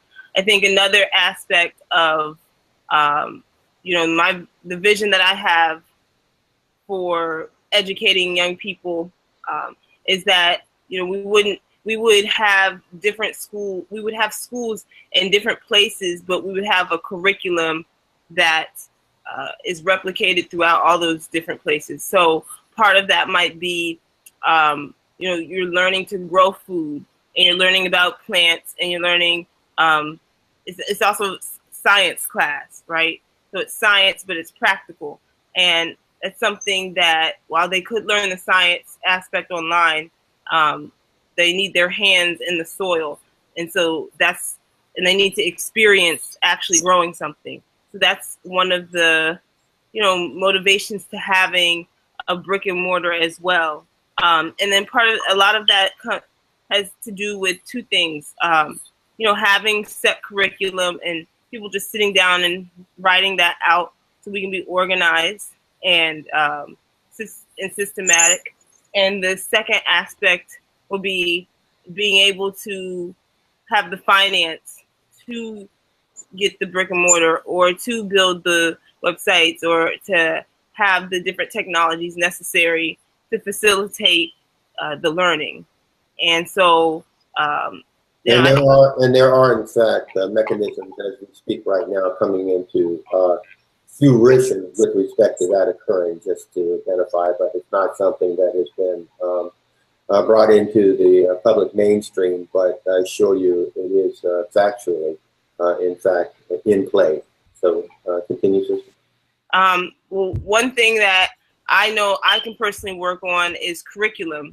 And I know that at the root of all instruction, regardless of what knowledge you're providing to young people, the commonality is etymology. And so I work at a school now that they somewhat comprehend that concept. It's a school what is etymology?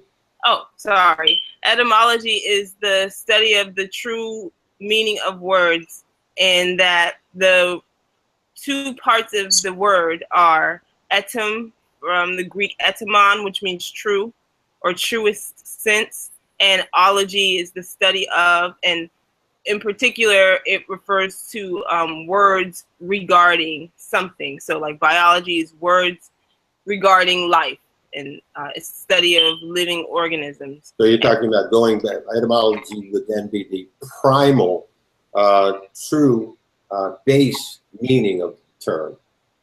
Absolutely. And well, so you're studying the base or the root meaning of, and the primal meaning of a word, but you're also studying how it's changed over time. The primal meaning will be the denotation, and the way that it's changed over time will be the connotation. And words don't change just by happenstance. Most often than not, there's some kind of political motivation. Words may change based off of status, elevated or lowered status of a particular job or role in society. And so words are really telling of the culture and how culture has been hidden, and studying etymology elucidates that. So again, if we're talking about providing truth, and etymology, part of that word means the truest meaning of words, it just has to be a part of everybody's instruction. So, that's something I'm working on. I have a book I'm working on, and I would like that to, again, be the spark to us being able to educate our children in a unified manner. Islam. Excellent. Islam. And Sister Sharice, if you might also, since we're coming closer to a point where we'll be wrapping it up soon, I'd like to not lose opportunity to enter into that which I mentioned briefly a moment ago, the difference between naturalizing or naturalization, or that process of in which one would go through, and that term which we identify as nationalizing, or one being national or nationalized, and that process. Could you, for us, give a Reader's Digest encapsulated version, brief synopsis of what, in fact, that means to you? What is naturalized versus naturalized? from?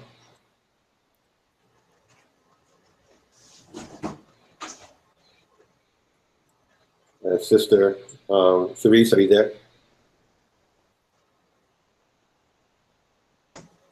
Okay, I'm not picking her up. Would anybody else like to perhaps tackle that one for our audience? Islam, if nobody will, I will. Islam. All right. Let's Islam. Let's talk about what naturalization is.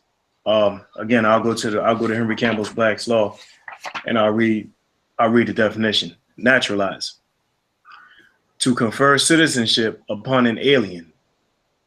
So already you understand from the first sentence that you're talking about someone outside of the nation, someone coming into the nation, not someone coming from outer space, just someone coming from another nation being called an alien. So to confer citizenship upon an alien, to make a foreigner the same. And what they mean by the same is the same as the native people of whatever said land that these foreigners are coming into, in respect to rights and privileges, as if he were a native citizen or subject. So when you talk about naturalization, you're talking about someone coming from a foreign land to a specific land or another land and asking for the same rights and privileges that are afforded to the native people. What's the difference between a right and a privilege? A right and a privilege? A right is something you have from birth. A privilege is something that's given to you. A privilege can be given to you and it can be taken back. All right. Right. So when you're talking about someone being naturalized, you have to come from a foreign place to a specific place to be naturalized. So you have a few temples here and they're saying, all right, you have to be naturalized in order to get nationalized. Now let's keep in mind, when that naturalization process takes place, you have to declare allegiance to the place to where you're coming, and you have to give up your nationality. You have to let that go. So if you're coming from France, and coming to be a corporate US citizen, you have to give up that French nationality to be naturalized and to become a US citizen. Now, if we're born Moors, if we are descendants of the ancient Moabites, if that is who we are, in fact, that is who we are, and we know that's who we are, why would we give up our Moorish nationality to be naturalized into whatever society to become nationalized all over again? Right. So you're saying that being indigenous and aboriginal, we are American. And by that fact alone, there would be no need for us to be, as you stated, bestowed with the right or authorized by another entity that we would consider as a governance to allow for us to be that which we already are. Is that what you're saying, brother? Plain and simple. It's cut and dry. Islam? Islam. My apologies, family. Technical issues on my end. Not a problem. The last thing that I did hear was Brother Sutton Ra going into the definition of naturalization. Is that correct? And that's correct. And we were trying to reach you during the time of your technical difficulties to ask if you might be able to elaborate on the difference as you see it between naturalize and naturalize. Nationalize, and naturalize. Hold on. I see that when I put my camera on, it's out. So it's okay. You can hear you fine. Okay, good. With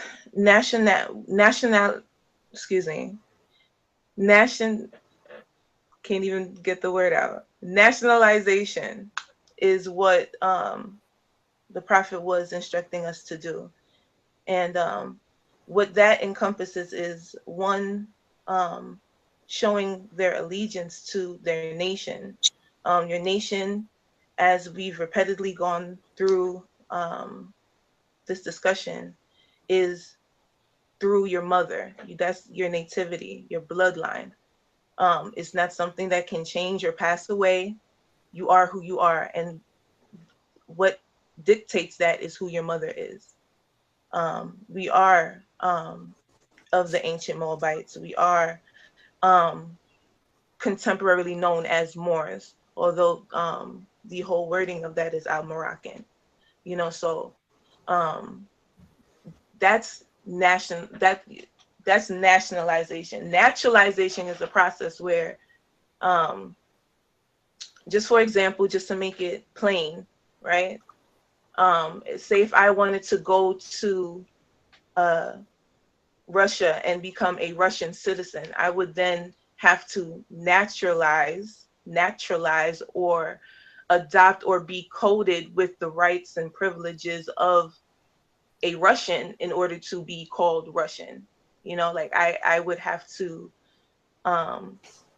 take a test to let it be known that I know their customs, I know their ways, I show my allegiance to them. You're giving up your the nationality you were born with to exchange for another. So you're being afforded the privilege of being treated as one who would be natural to that land, right? I see. Now, it's interesting that Brother Setenra Bey had made mention of U.S. citizens. Now, and also the term which you brought up a moment ago regarding allegiance, because as we know, Moors understand that the United States Supreme Court, in a landmark decision, had stated that the government or their governance had no more obligation to protect the individual. Now, citizenship, as I understand it, is a contract. It is an agreement between two parties, one being the government and the other being the individual. And that agreement is one is exchanging their allegiance to that government in exchange for that government's protection. Mm-hmm. So wouldn't that mean then that they would be nullifying what we would call citizenship by breaking their end of the contract, stating in fact that they are no longer obligated to hold their end of the bargain up, that exchange for protection by the individual in exchange for the allegiance? So would there in fact even be a U.S. citizen, and what does that really mean? Anyone wish to? Well, it is. Mm-hmm. Go ahead. I'm sorry. Well, the reasoning why they said that is because the U.S. citizen, the U.S. itself is a corporation, so it's not government. So there isn't any protection that can be afforded to the ones who want to show allegiance to them. It's not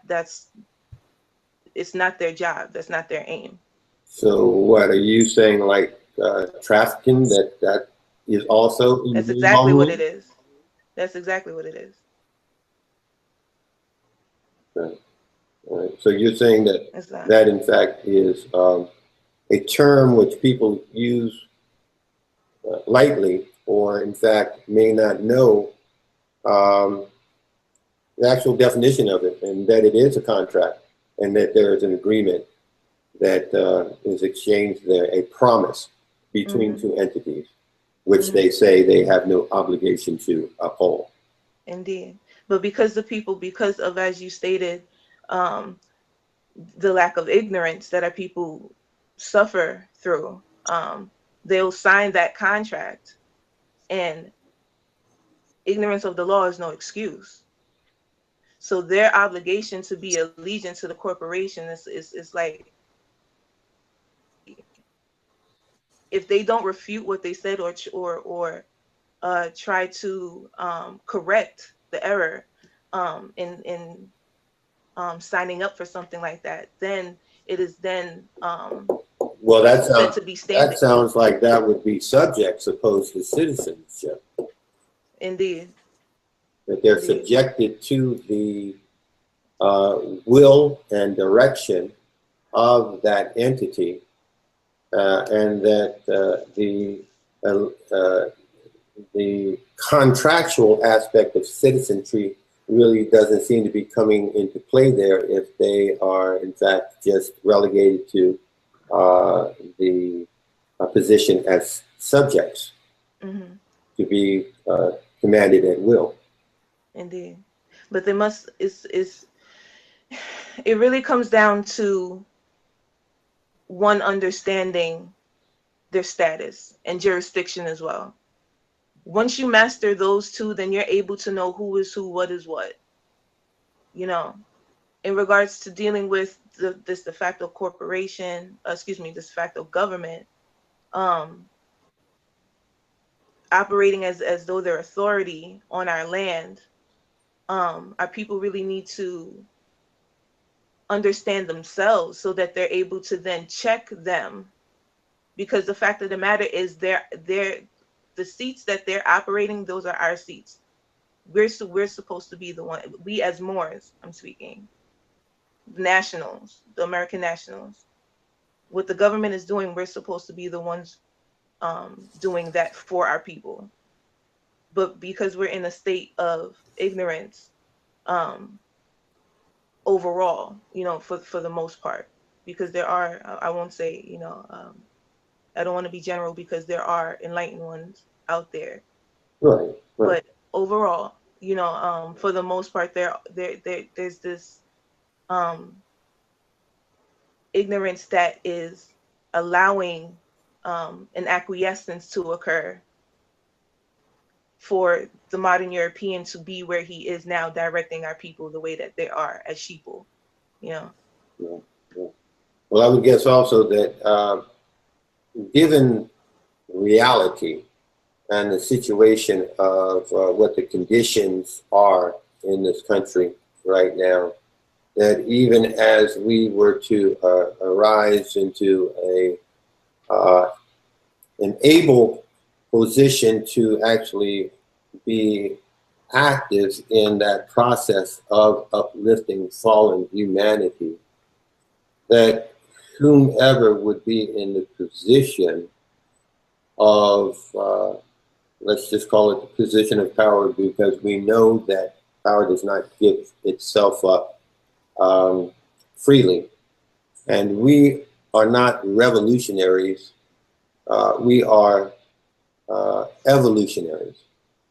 And in that context, we also understand the importance of diplomacy and establishing favorable relationships with those that are, in fact, conducting the affairs of humanity on this planet.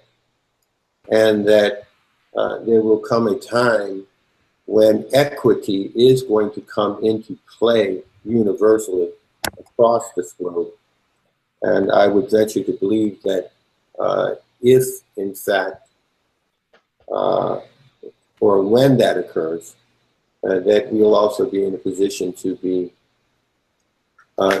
creating the type of better union, per se, with whomever it may be that is representing whatever other entities might exist. Because if we look at currently the Great Seal, from what I know of it, there are two sides. One which has an eagle that we often see at the State of the Union, alongside the symbol of the fascist bundle. But we also see, which is relative to the democracy, and we understand, we've clarified that, but we also know that the other side of that seal is, in fact, our Moorish side. And we also understand by looking at the seal that originally, as one would read it, that would be considered the dominant portion, whereas, and I'll call it the heads of the coin, whereas the eagle side would be considered the tails side, or the The reverse, the aliverse and reverse. Right, the subverbial side. So with that, and under whatever conditions that it might be, there would still need to, of course, be established reasonable dialogues, as well as temperance, amity, cooperation that would be afforded the respect of all individuals involved with that particular transition in whatever manner and means by which it might come. Before I closed up on this session, I wanted to thank everyone for their participation, but before we stopped, I wanted to take opportunity to ask of all of our panelists and anyone who might be on board to please let us know if there's an important issue that we may not have touched upon, or something that you would recognize as it being important that we take this opportunity to recognize before we go off the air. Islam. Go ahead, brother Devon. I see you can jump in. Go ahead, brother. I can wait, brother. It's all good. Islam. Oh no, y'all can go ahead. I just had to turn my camera on, but no, you can go ahead. You got the floor. The floor is yours. Islam. So, were there any other subjects or topics that anyone would like to share or bring table at this point in time before we get back to wrap things up for this evening? Islam. Go ahead, sister. I'm sorry. Oh, I appreciate you. I just wanted to touch on something that Sister Sela was speaking about as far as education, and what I've observed is I suppose the essential education that is missing is astrology, astrologics, really, agriculture, and civics. And I think that is the foundation that we all really do need to build upon as far as a curriculum, as you were stating, Sister Sela. I know that when it comes to agriculture and what our ancestors laid down as a blueprint, you know, for us to be able to understand the stars as above, so below, that concept is very real and still true and prominent today. And our people do need to have a very clear understanding of why that is. It's not spookism. It's not, you know, you can call it a cult, but all a cult means is a hidden culture, you know, because cult is shorthand for culture, you know. So when it comes to really understanding your hidden culture, what it will do is restabilize the foundation that we thought we didn't have, because truly we can't lose our birthright. We just have to come into realization. Excuse me, moment, sister. It is. It's if the individual speaking in the background could mute their devices while the sister speaking, certainly be appreciated. Go ahead, sister. You could hear me? Yes, I could hear you well, but somewhere near the end, I was hearing someone speaking in the background. Okay, well, I was just stating, you know, just to reiterate what a cult is. A cult is just a hidden culture. So when you start getting into studies, and you know, one of the things that make me laugh, you know, when I show things to people, certain things to people, is the Baphomet. They'll get scared, you know, not understanding. The Baphomet is the Baphomet. The Baphomet is a pictograph that basically explains or shows the dual nature of us, essentially, because we ourselves represent the Baphomet. Is that looks like a goat head? Capricorn. Yes, okay. You know, and he has one hand holding up one hand for the night, one hand for the day. It shows the dual nature, the duality of the realm that we operate and live in. So that's it. That is something to master. That's that spooky. That's our objective. Okay. It's not spookism. Right. It's not spookism. That is our culture, you know, and it's not, and truly the whole objective of it is intended to scare those who don't know how, who's undeserving of it, because this culture is sacred, you know. And that's another thing as well, you know, when it comes to the information, a lot of people want to abuse the information or turn it into a fad kind of thing.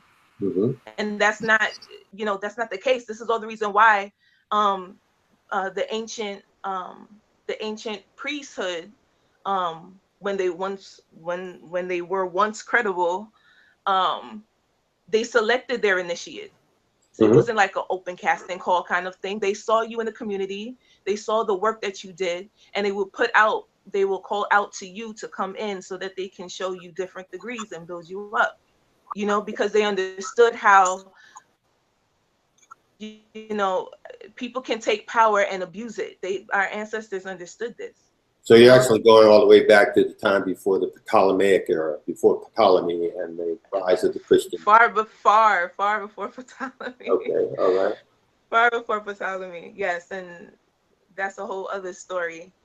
An aspects, if I can interject, also relative to, as you were talking about, those things which are hidden, but also those things that are open to clarify. And I'm just going to use as an example the 666. People identified as a mark of the beast or the number of man, but we know that it's relative to 6 electrons, 6 neutrons, 6 protons, and that they're talking about a carbon atom. And when you put that underneath an electron microscope, that you will see the Star of David. And that's the devil. Excuse me? Islam. This is Brother Amexem. And that's the devil in the Bible. Right. And it's considered as being something to run from.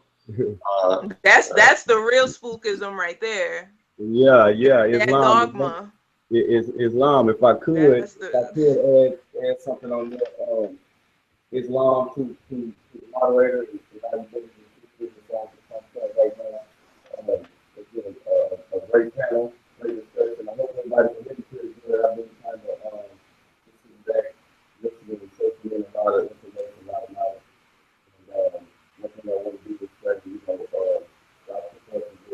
Okay, you're not coming in as clear as you were before, brother. I don't know what happened. I apologize. I might have to click off for a second and come back. Okay, you're fine now. When you got closer, we can understand you. Okay. I apologize about that. What I want to do is I just want to share base, touch base and share my testimony on how I came into the scroll right here. I'm going to kind of got some pictures. Got a couple pictures we want to keep this on the record again, and I got another book I want to put on the record again. I'm down south. We would call it Little Rock, Arkansas Territory Corporation, etc. Down here is the biggest. How do I say? Spell that's cast upon our people right down here with the principle of religion, Indo-Christianity. And this is one book that I found several months ago, and just to do a little, I'm going to put this on the record. You can see it underlined. The Moorish government has always been established here, and we're going to re-raise this government again. So I'm just going to put this on the record, and this is out of a Horizons of Christianity book for the record. And for my testimony, I want to let y'all know how I got into the movement. Back around 2000, if I'm not mistaken, 4 or 5, I was cross country, and I was a driver trainer. I owned my own 18-wheeler, and I was a driver trainer for a company out of Salt Lake City, Utah. I won't give any names of any companies like that. I'm not going to help them advertise nothing. But I was a driver trainer. And I was running from, California to Dallas-Fort Worth, probably like 2-3 times a week. And I came home one weekend, and I ran across my uncle. And my uncle had a DVD.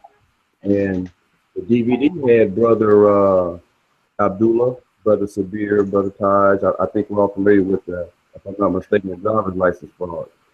And I went to watching that. I watched it with my uncle. I immediately, from after watching that DVD, probably as I was watching it, began to awaken immediately just by a few words Taj had said. So to make a long story short, I after gaining that DVD from my uncle, my whole life changed. Everything changed. My energy changed. I'm already a naturally, how do I say, hypertension. I'm about 6'4.5", 6'5", you know, and I played ball all my life, basketball, baseball, soccer. And I've always had a super high energy level. When I got a hold of this information, my energy was just off the chart. So now I'm searching, seeking new Moorish brothers who I could find, who I could learn from, other than Taj and, you know, the ones that were on the DVD. Now, fast forward to 2000, if I'm not mistaken, 9, I done went about 4 years. Now, I haven't been exposed to RV Bay. I'm running into dirty Moors this whole time, and it was like, how do I say, they were kind of not really captivating me, but they knew more information on the subject, and, you know, I couldn't really speak upon it. Now, the more got me distracted on the UCC. That's what, you know, kind of got me going extra into what he was saying. Was he was on the UCC and he was making sense, not knowing that UCC had nothing to do with nationality. So you're talking about Uniform Commercial Code, correct? Yes, yes, brother, I am. Yes, I am. So now I'm, you know, in the UCC. I've watched the tape from Taj, but I'm not really, how do I say, it's soaked in, but I'm not manifesting anything off of what I know. And at that time, so make a long story short, ended up in a vehicle. One of my trucks got pulled over. Make a long story short, about 7 of them drew guns down on me. I didn't know anything about anything on how to really present myself to the police. Didn't know anything, just was rogue.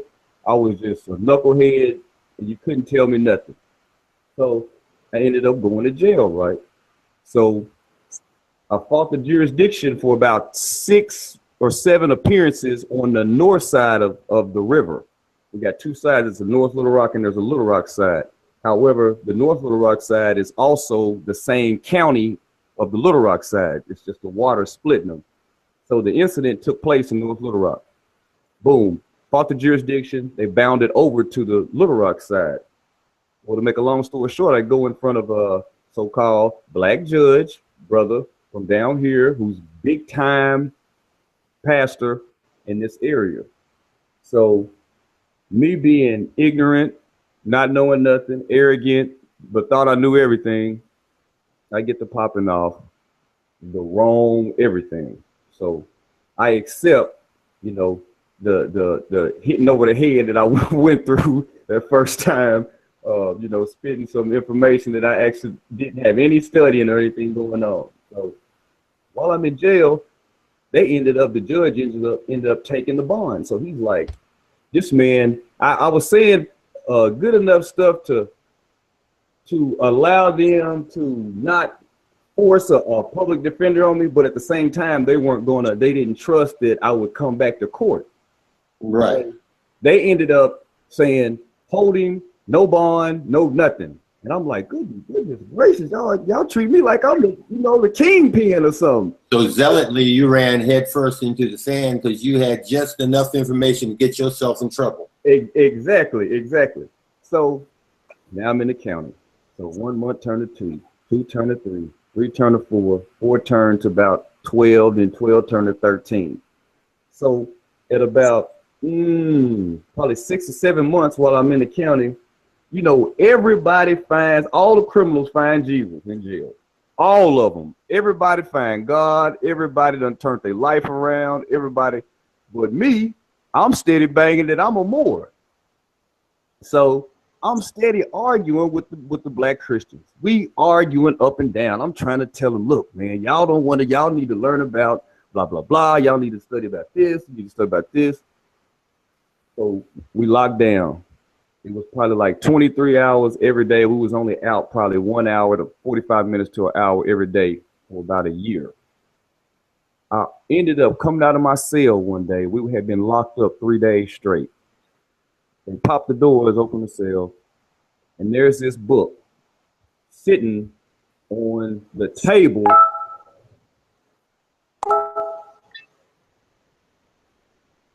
Just like this. But it was just laying there on the table. So what I did, I immediately started reading it. So I'm going all through the Bible. Started on the first page, went through it, even the torn pages, just, fold them down flat and read them. Went through it, got towards the back, and all of a sudden you can see right here on my profile picture, you see Christian, Armenian, Jews, Mohammedans, and Moors. So when I come across this in the back of the Bible, I lose it. I lose control. I'm ecstatic. I barely can think. Only thing I can think about was Noble Drew Ali said, if you don't do anything else, proclaim your nationality. And I done seen more in the Bible, and I'm arguing with this judge that I'm a Moor and I'm in my own homeland, but this black judge is telling me, you're not such and such, such and such, you're not such and such, such and such. And he sends me to jail, holds me, only for me to wake up, open the cell door, and find a Bible that says I'm a Moor. I said, if this isn't divine, if this wasn't meant, from that time on, the months after I found the Bible, my time in jail was nothing. It didn't mean, actually, I was mentally gone. My spirit wasn't even, I was good. So make a long story short, fast forward to today, I've had this Bible for, several years. And if it wasn't for the fact of the preacher telling me that I wasn't and holding me in the jail, I probably wouldn't even come across this Bible. So it's there's some good things that can come out of some of the worst things ever. And if I had it all over to do again, I would do it the exact same way. If I had to go to jail to find this Bible, it's nothing. It's nothing at all, because this Bible just solidified everything Cujo, Taj, Sabir, everything they have been saying, Toriano, Washango L, Anani, the sisters, Rasmarat, everything these sisters been saying, and almost I just seen it in the Bible. And I'm one of the ones, or I used to be one of the ones that used to go so hard on Christians on not believing any of the falsehood in it. So now I done found a Bible that says I'm a Moor. Now, question in my head is, everything in it a lie? Because this ain't a lie. So, but that's another discussion. But my thing is now, growing up down in the South, I grew up in the church. Pretty much all of us did. Our grandmothers carried us back and forth to church. I remember, everything. Baptist, we did the Catholic thing for a while. Baptist, Southern Baptist, Second Baptist, AM&E, we everything. But never was told and never seen a Bible that said we were Moors. Well, they speak of, and you hear people very often throw around the term that this nation was founded on Christianity, where in fact the so-called what was identified as the founding fathers are what they call as deists, and as members of their organization, which I'm not talking about the Christian Church. I'm talking about the order of their Masonic brotherhood, which, by the way, the Civil War was in fact a war between two warring lodge factions, and in fact had nothing to do with to any real extent, other than perhaps the economic aspect of the profitability of us whom were enslaved, were enriching the South. But yes, just to state for those that are listening in there, it's always important not to throw the baby out with the bathwater. There are all types of books of wisdom. And as we study more and come into understanding that these scriptures that we find were in fact scriptures that are much older than even, of course, the book from which King James, his version, arrived, which was, of course, from his mother's bishop's Bible. And that we know that in those revisions and versions that certain things were taken out as well as manipulated. And we also recognize that that's why they call it a version. You can see in the Bibliotext Bible that they hold in high esteem a man they call Enoch, but yet they take the book of Enoch out of the Bible. So there are a lot of strange things as to what became canon and what became apocrypha. So, but it sounds to me as if, be he on the bench or be he on the pulpit, he was still trying to pull you in the pit. But even by doing so, you were able to see the light. I wanted to share something. I want to share something with y'all. You know, since I go through the Bible and I'm down south again to continue on with my story, one it's kind of funny, and I know it may seem kind of bad, but if you go to Job chapter 30, verse 31 or verse 30, and this is kind of what I bang on, you know, when I get a chance to, if I have dialogue with the pastors that don't like to speak on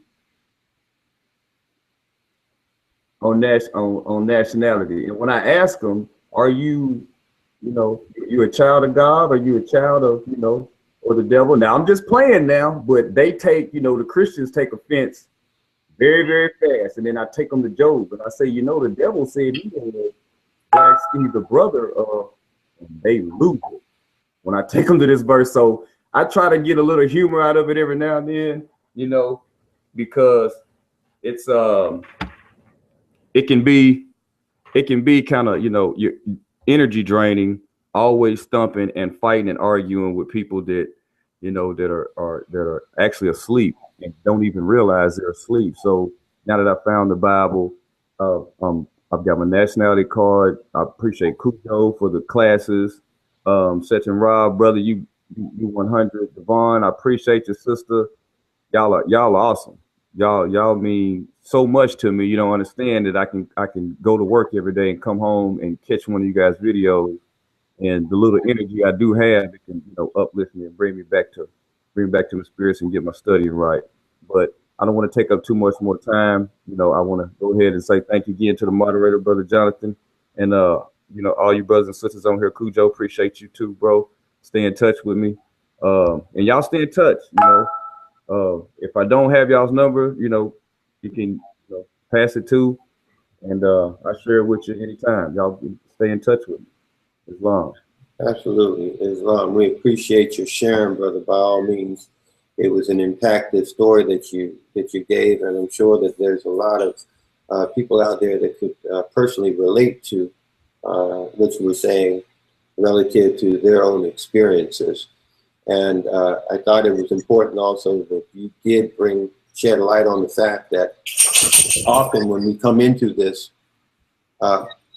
new information, that we have a tendency to be very zealot regarding it, and can in fact run head on, face first, directly into the blades of the fan. Just knowing enough to not know enough to navigate our way out of the difficulties that we place ourselves in.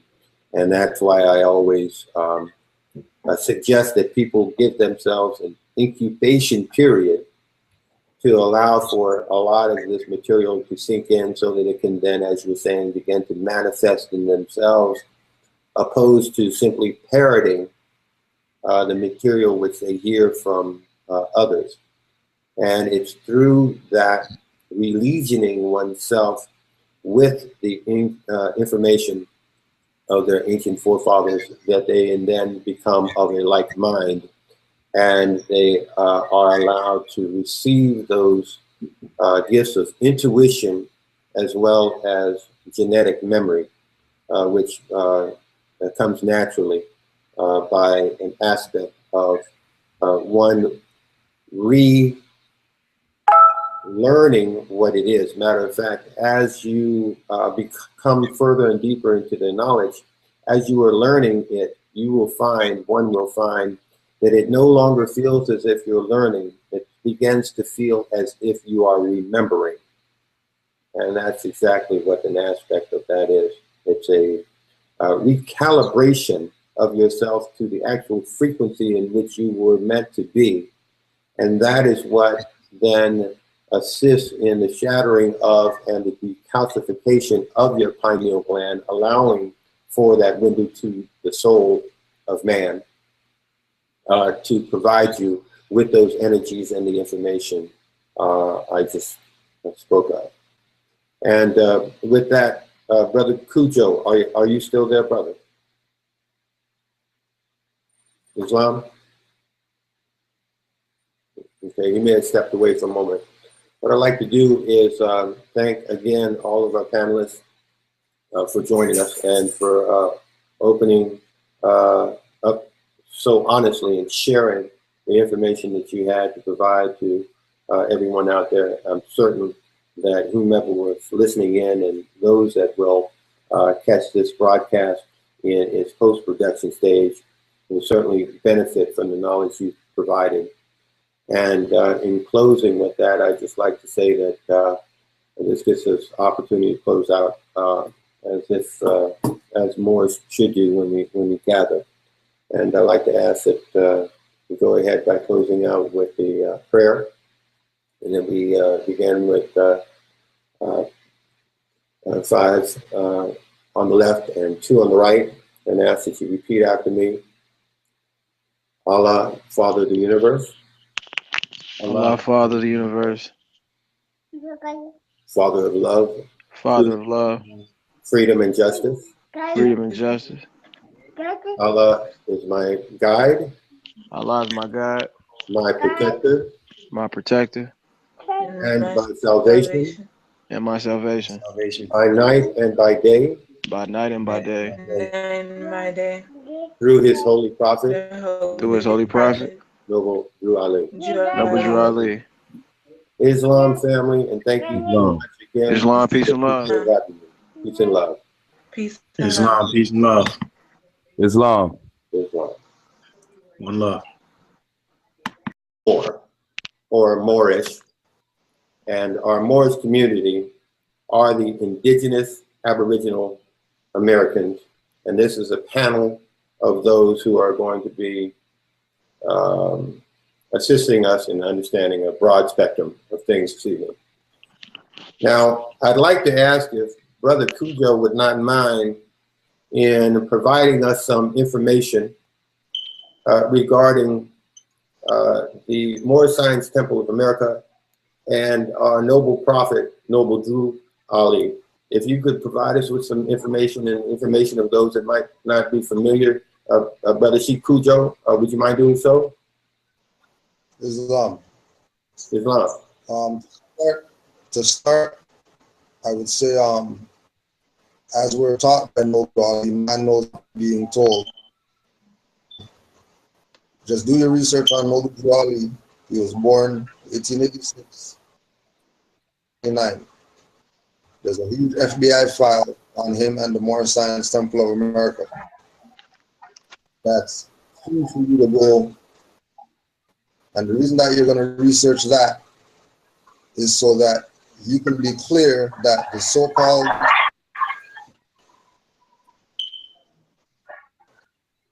quote white man, whatever, they know about Moors, they know about Noble Drew, they know about the card, a Holy Quran's 101 questionnaire, they know about Moorish Guide newspaper, they know about all the manufacturing companies that the Moors had, they know about the infiltration that happened, they know about all the confusion that took place.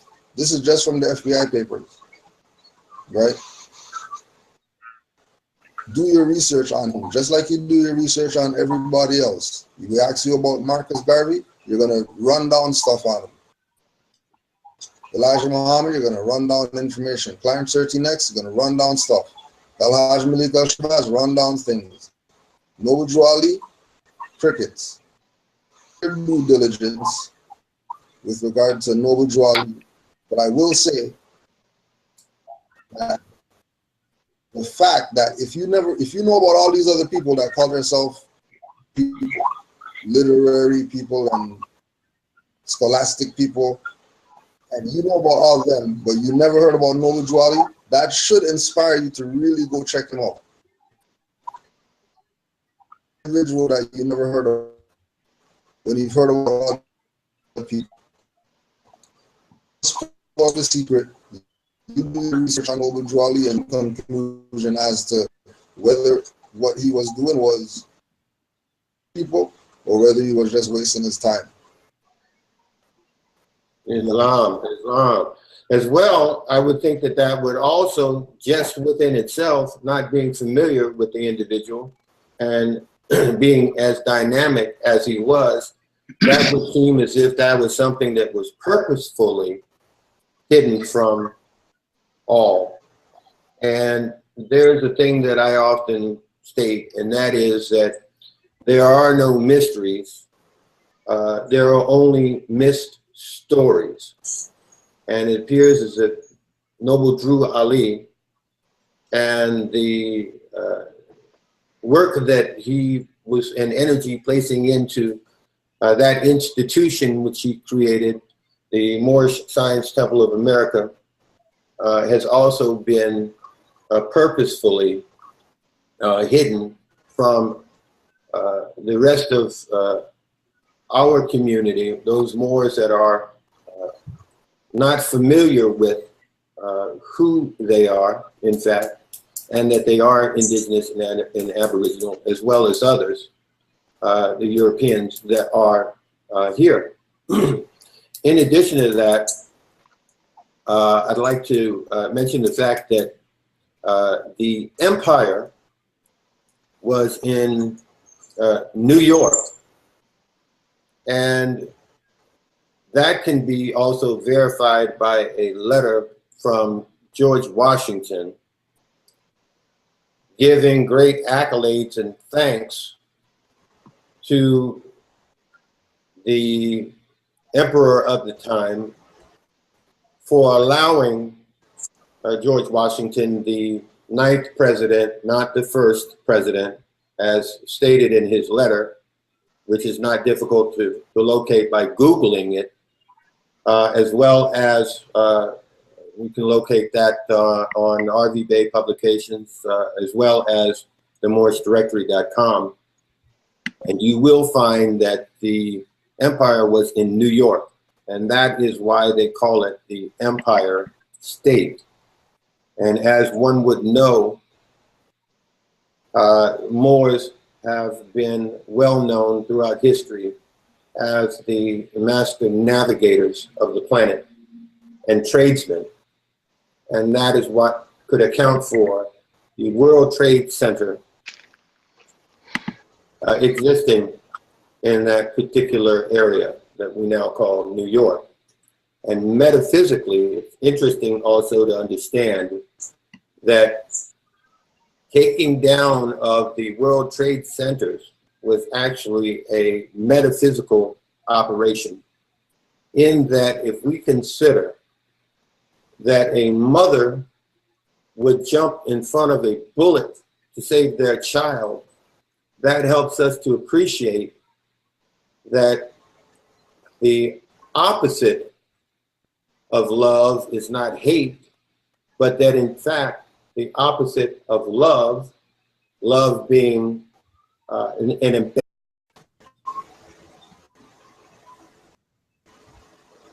Islam, Islam, Islam, and welcome and greetings to everyone.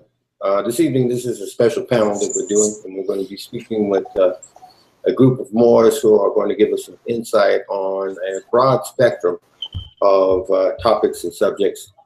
I'm going to go ahead and identify those that are there, and as you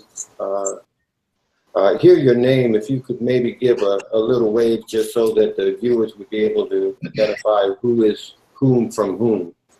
The first panelist I'd like to introduce is what I would identify as a no-nonsense, modest brother. That would be Brother Senra Bey. You give him a wave and let him know that you are in that icon. Great.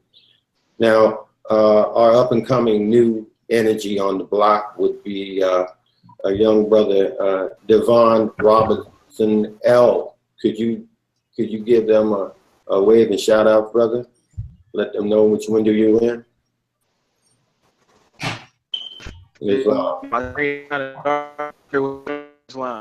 Okay, sound a little robot-y there, but you're in. Okay, next is broad all-around scholar, Brother Amexem Moor Day, and if you could give them a wave, we can see you in the house, brother. Now we're moving on down to Sister, some female energy in the house. Sister Sela Lee Bay, if you might be able to wave and let them know which window you are in, my dear. There you go. Okay. And we also have in the house this behind-the-scenes guru and webmaster of ActiveMoorish.com as well as Moorbook.com. She's a powerhouse all around. Gal Friday is what I call her, a major force holding down a lot of the social media materials relative to the Moorish directory as well. Sister is also in this, a